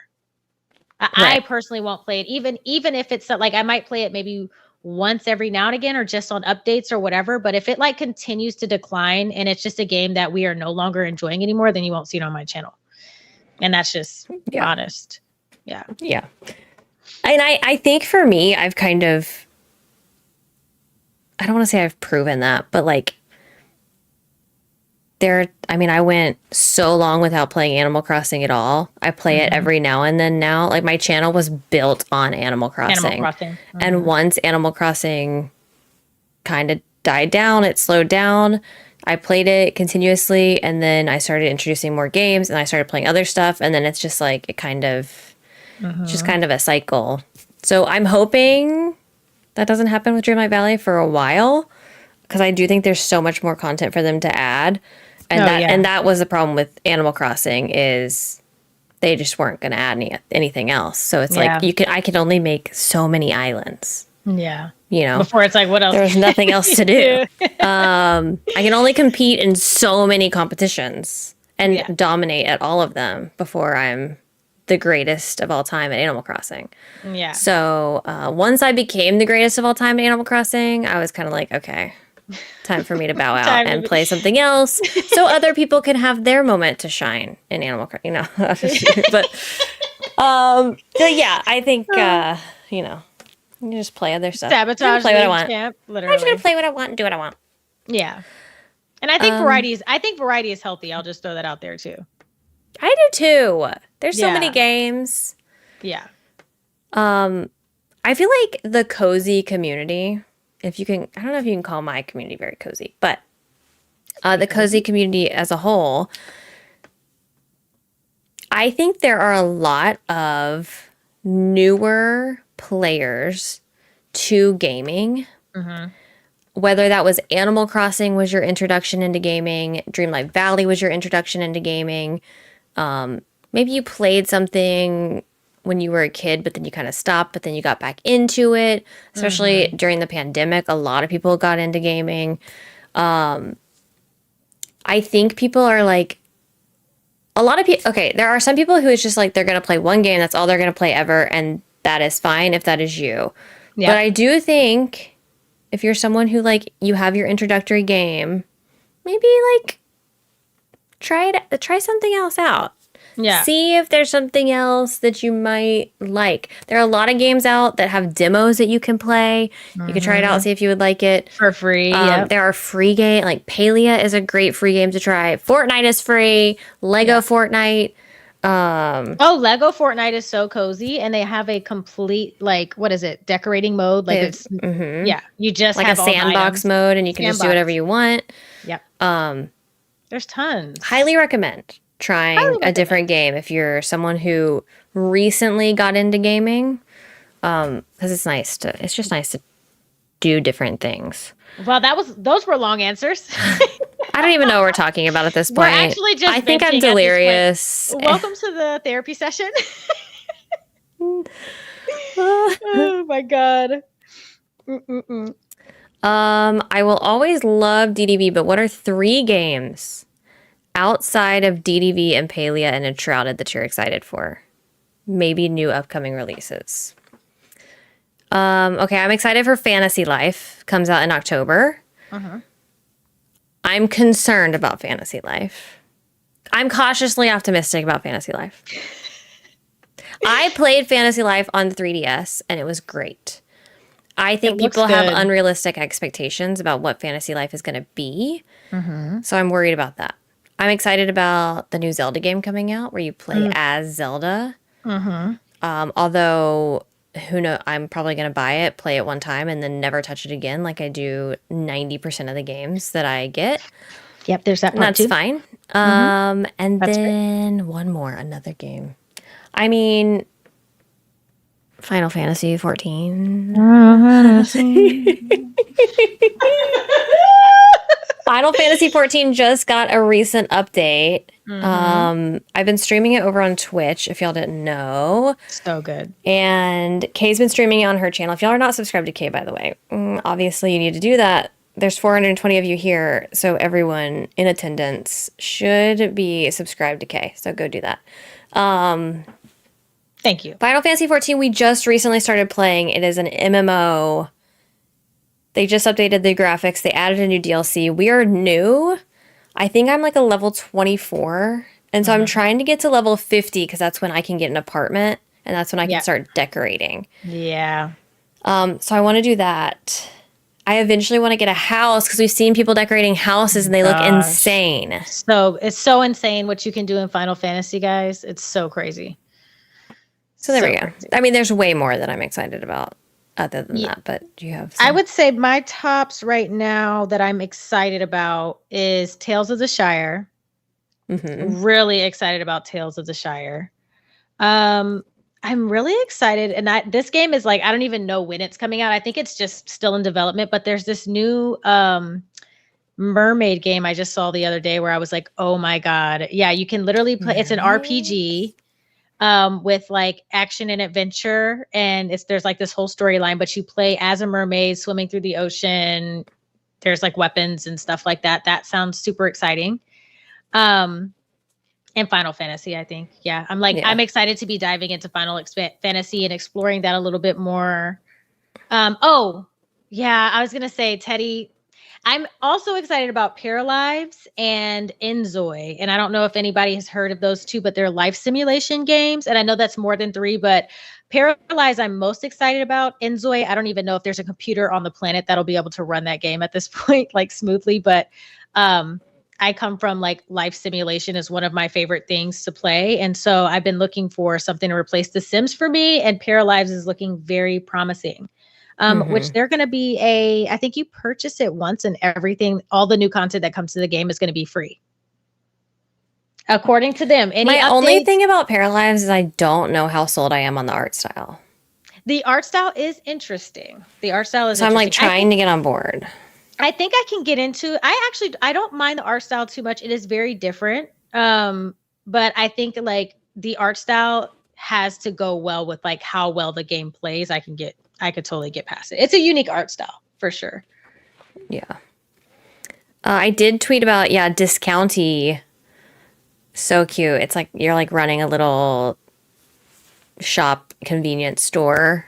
And it's like that little pixel art style. It's so cute. And it is coming to Switch, which was exciting because I know a lot of people wanted it to come to Switch. I am excited about that as well. I don't know when that comes out though. Traveler's Rest. Have you seen that one? I have. Doesn't it look interesting? They're getting a new update. Yes. Yeah, I want to try Traveler's Rest really bad. Agree. Oh, so everything.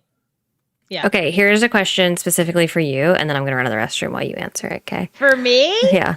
Don't leave me! I'll be back. Okay, do you think Sims 4 can still be saved, or should they just focus on Sims 5? Okay, bye. Okay.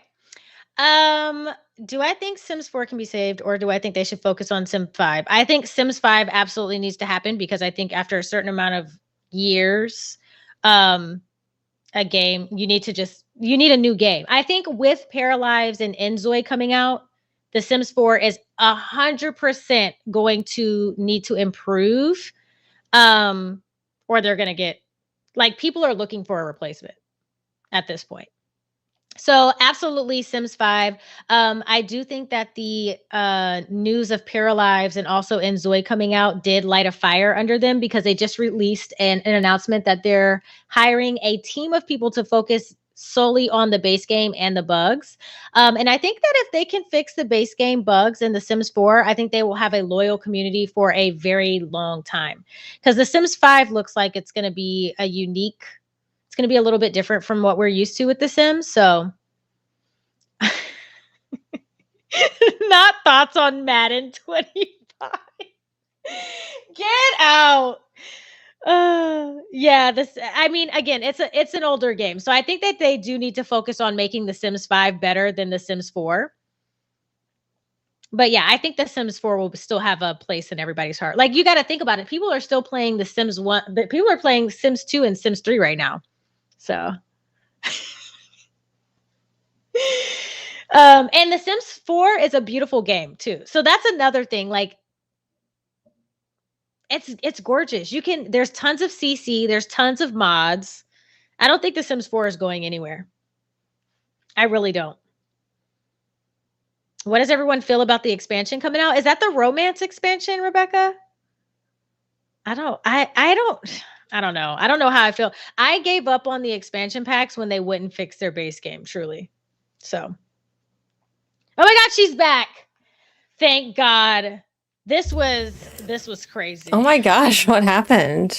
It was just so much, you know. People were asking me all these questions. Thoughts Blaine on asked me Madden to yeah, Blaine asked me to talk about Madden 25. I got nervous. Oh my gosh. When am I starting my Animal Crossing island? People keep talking to me about starting Animal Crossing Island. I don't know. Maybe that should be on my list of things to do. Do it. Okay. Let me see if there are any more interesting ones. Do you see any resemblance between the ACNH and DDV community, positive and negative? They are both very passionate. Not the glasses. They're both very passionate. They love their game. Blaine said, "Oh God." Yeah. I don't know. I've only heard things about the Animal Crossing community, and I've heard that they're very, very passionate about, or passionate and opinionated. Look, most of my community is a part of that Animal Crossing community. Nothing wrong with passion or opinions. Look, I feel like that's us. Some of them are passionate, borderline delusion. For both. That went south quick. Passionate and delusional. Fantastic. Passion can lead to delusion. If you love something so much, you just start to believe that things are going to be real that aren't real. I don't think that's a bad thing. Is the delusion stemming from the thought of like the next Animal Crossing game coming sometime soon, or what do you think? So there's Swiftie. I mean, look, people in any fandom can be passionate / delulu. And sometimes I choose to be delulu about something. But yeah, a lot of it is like wanting there to be new content, wanting there to be an update, especially after being told there was going to be none. You know what I'm curious about? How many people that play Animal Crossing? I mean, I know this is kind of dumb because anybody can like a game, but I wonder how many people in the Animal Crossing space really enjoy DDV. Like, I wonder what that number is. Not a lot. Like the percent of players. You don't think that they would align with a game like DDV, or? I mean, I say not a lot. I mean, like, I'm going to say not a lot. 25%. Okay.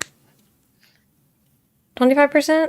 I'm just trying to think about, I mean, maybe not even that much. I'm just trying to think about, like, the amount of people who are interested in my Animal Crossing content compared to the amount of people that were interested in my DDV content. Okay. And trying to put aside the people who are interested in watching whatever I want to do. Yeah. And yeah, I think 25. Okay. Ish. Let's see. Hot take, realms are useless. You just go there once and never visit again. Oof. Ooh, what would you need from DDV to play again daily? I would need for them to. I have a layout list. So this is going to be a long. You want to go first, or?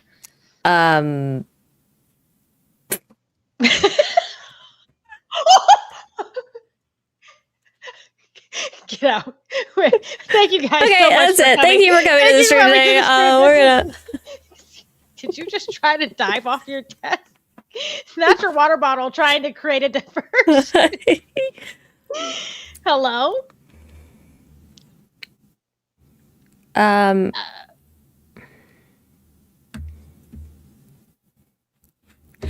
mean.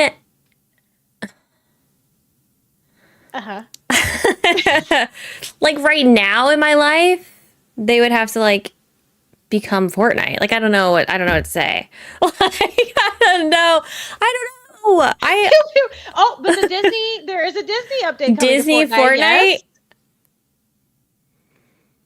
Disney Fortnite? I'm telling my kids that was the real DDV. Right now, Fortnite is the only game I play daily. Yeah. I don't know what it is. I think it's like the quickness, like it's like a constant adrenaline Constantly doing stuff. and it's like one game ends and it's just like, okay, that one's over, on to the next. Yeah. You know what I mean? Yeah. Something about that is like, You like that. There's Yeah. nothing wrong with that. yeah. They would have to bring something to get to the game that gives me like that dopamine hit that Fortnite is giving me right now. Yeah. I think for me, they need to add they need to do Be Palia. Yeah. If you could change your name and no, like truly if they looked at Palia and implemented some of the things that Palia has, but like just in the core base of DDV, for me to play every day, they would need to do a lot of quality of life updates, especially when it comes to the furniture menu decorating. We need search bars. I need toggles to turn on and off the stuff that keeps spawning in my game. Those are little things. I need them to completely fix the base of the game. I need them to, these bugs, I cannot deal with the reoccurring, the same bugs keep coming back after they're being fixed. Like they just need to fix the bugginess. I think that they would need to update their decorator, like do a full overhaul. Like I said, remodel the hitbox or whatever that thing is called, so that it's smaller so you can put things closer together. And they need to start focusing on making more puzzle heavy quests. I really like the direction they've gone in with, like, you've seen it with Oswald, you've seen it in Mulan's realm, like trying to have to figure things out adds a layer of difficulty to the game that I think is necessary. And they need to invest in making the quests more, helping us to get more immersed with like we talked about earlier, cutscenes and things like that. Like there are just things that happen in the game that make me feel completely disconnected. Like when I'm questing and they're like, okay, it's time to eat. And then it just cuts to a black screen and we come back. Like it completely removes my immersion to the game. So like, I think by fixing all of that, which I think is a lot, then it could be a daily play for me for sure. Yeah. Yeah. It's almost like I need something to collect and do daily that's not annoying to do. Mm-hmm. You know what I mean? Like, I don't want to log on every day to DoorDash for Remy. Yeah. That's not what I want to do. I don't know what it is, so I know that I'm not being helpful. But I'm like, doing it angrily. Yeah. Yeah. Okay, there's one on here. I cannot answer that. Oh no, we're gonna have to talk about that afterwards. Disney says, what do we think about the tool sets? I love the tool set. I wish it should have flowers coming from it, though. Yeah, I agree. Yeah, I think it's absolutely gorgeous, but I would love to see some animation. And I think that they need to, animation or not, reduce the price of tool sets. The tool skins are way too expensive. 3,700 moonstones or whatever it is for tool skins is ridiculous. Yeah. In my opinion. Why do you think you haven't gotten into Palia as much as Kay and Steph? I actually want to. Like, there's times when I really feel like it's pulling me to play it. I think I get, and I enjoyed it more the other day when I was playing, like since the update, when you get the buffs for being in a party, it's 1,000 times better. I think I'm overwhelmed. I think a lot of the times that I play Palia, especially when I'm streaming it, I don't have a goal. And so I kind of am just all over the place and I don't feel focused and I feel just kind of, what should I do? So confused. I think that if I come in with a goal, like I really enjoyed doing the temple thing the other day because it was like, okay, you're going to go and you're going to finish this temple. Like I enjoyed doing more of the questing stuff. Instead of like logging on and feeling obligated to decorate. So I think that's what my plan is for Palia in the short term. Like I'm going to log on. I want to work on the bundles, like hearing Steph talk about how she's finished all the bundles. I'm just like, I want to finish the bundle. Yeah. I want to do a bundle. I want to finish a bundle. I want to finish. I think stuff like that, like collecting all the stuff, I feel like would be good. Some of it is an annoyance to me. Like the plushie thing. The RNG is crazy for those. The RNG for the plushies is just so silly to me. I don't know if I'll ever enjoy plushie hunting. Like that's just not. Oh gosh, how infuriating to me. The other stuff though, like searching for the bugs and stuff to get the bundle, because once you get the plushie, it's like, what am I going to do with it? Stick it with my 900 other plushies that are in my house that I got for free. I didn't have to do anything. Like what? I went over to Jade's house the other day. She has 700 of those plushies sitting on her front porch. Jade is banned. Like literal, like she's like showing off how good her RNG is. I guess that's what Jade it's like, has a the little best RNG I've a ever little seen. prize. I don't yeah. Says the person that collected Squishmallows. I didn't have to go shoot 100 deer to collect my Squishmallows. I just pulled out my credit card. I just ordered them online. Swipe, and you're Click of done. a button. If I could walk over there, swipe my card, and get a plushie, I'd go do it. Literally. But no, the shooting it. But I think going forward, I want to have a goal for my streams in Palia and see if that doesn't help, like, spark that addiction to More it. interest. Yeah. I'm also going to avoid going to everyone else's plots and seeing how amazing it is for a little while. Yeah. Oh, you'll probably like the touring home plots feature a lot. Did they do it? No, fixed- they're going to be adding it Oh, yeah, soon. yeah. I do want to see Yeah. that. Yeah, that's going to be really cool. Once that's up, you'll love that. Yep. Yeah. I think it's just like a lot of people are so much further in Palia. It could be But I wanna play. discouraging. Yeah. I do want to play that, actually. When am I going to do it? Is the question. Right now. Let's close out. Yeah. Kato's going to open a new screen. I'm going to raid myself and we're going to do a Palia stream. Could you imagine straight out of a DDV podcast? And thank you for coming. We're going to play Paleo Oh now. my gosh. Yeah. Let's see. Have you collected any of the Inside Out 2 companions? No, absolutely not.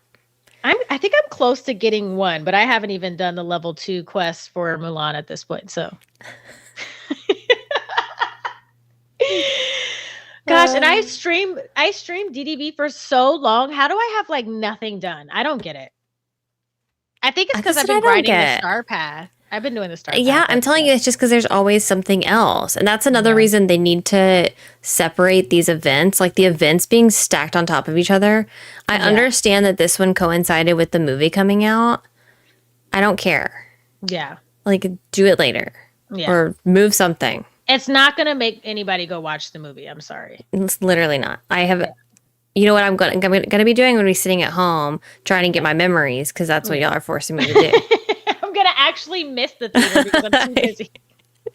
We actually are going to go see it this weekend, I think. That's our plan. Oh, okay. Aiden Yeah, really yeah. wants to see it. Let's see. The critters for the memory event are very cute. I'll say that. I think they are super cute, the critters. Super cute. The little emo. Not, I don't know if it's emo, but like with the bang, the Oh, crow. yeah. Mm-hmm. Have y'all ever spoken with the marketing team at DDB? The lack of collaboration with content creators is absurd to me, and it's such a massively missed opportunity for them.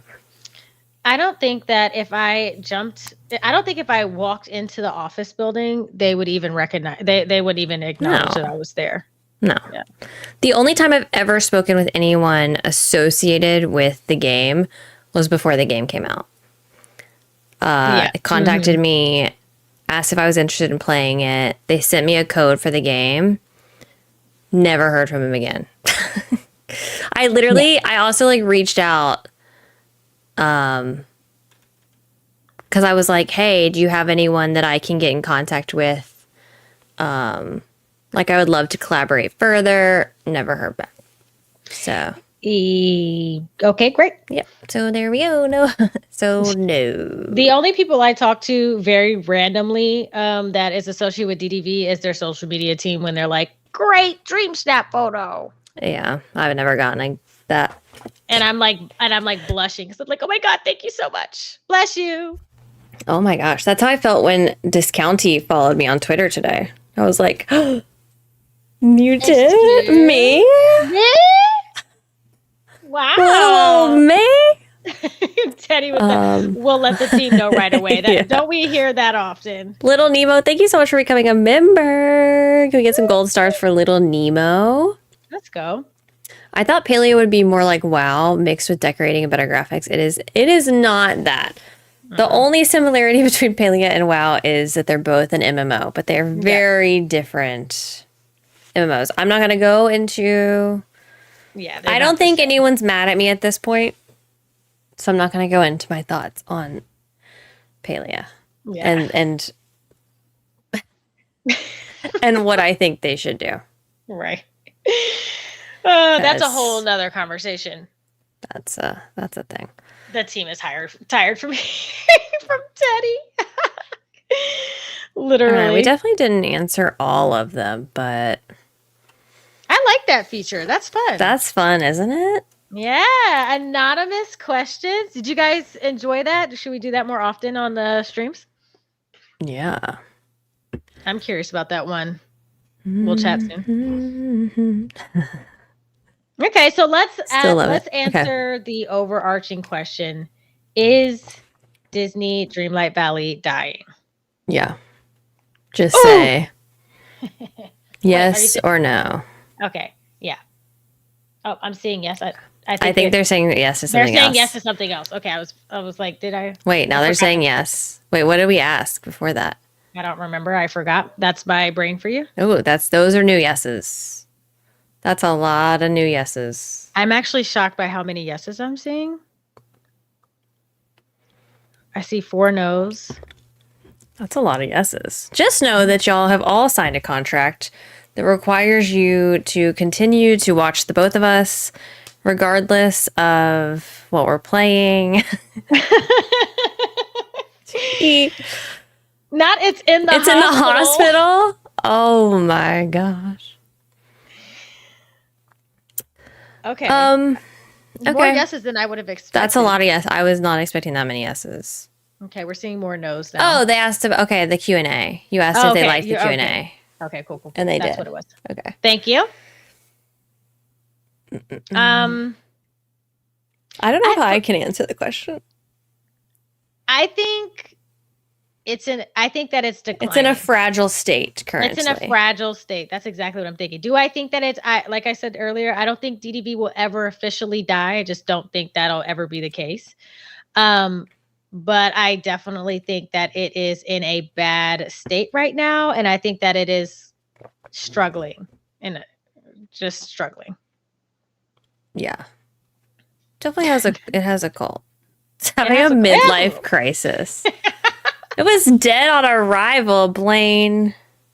No, it wasn't. DDV. So sometimes tell that to my views on DDV content, Blaine. I know, it was right? not. I wish I could. Sometimes I really do wish, I could go back to those early days of DDV. It's so nostalgic because it's like starting was like such an amazing time in the game. It was so cool.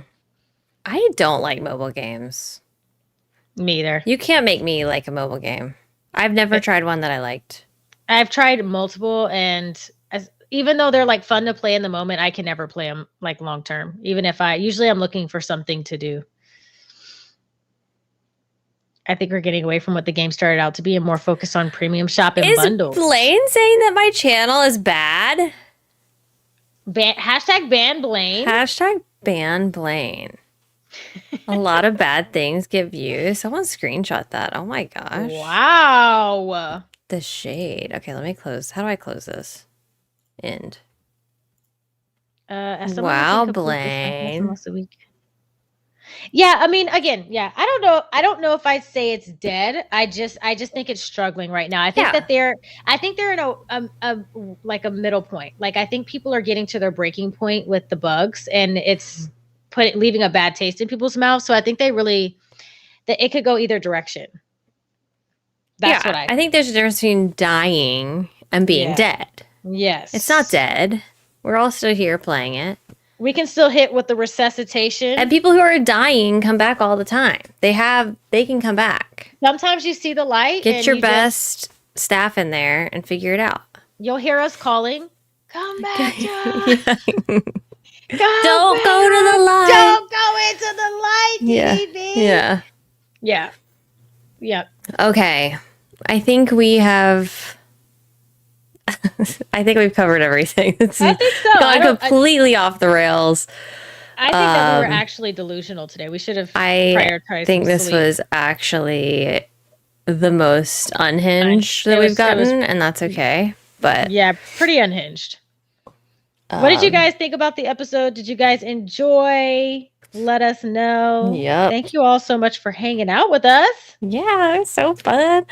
Episode 14. Thank y'all so much. We will try to have another one sooner, less time in between. Yeah. But we will wait for, we'll probably wait for something to happen that we'll have to talk about, whether that's negative or positive. Mm-hmm. Kay, do you want to tell everyone where they can find you if they haven't yet? Yes, you guys can find me here on YouTube at LetzPlayK. We stream DDV, Palia, and a bunch of other games. I'm a variety gamer and streamer here on YouTube. I'm also on Twitter, TikTok at LetzPlayK, so you can follow me there as well, and on Instagram. So yeah, I'd love to see you guys on a stream. If you haven't been to one, pop in and say hello. We'd love to see you. Yes, please get subscribed to Kay if you're not already.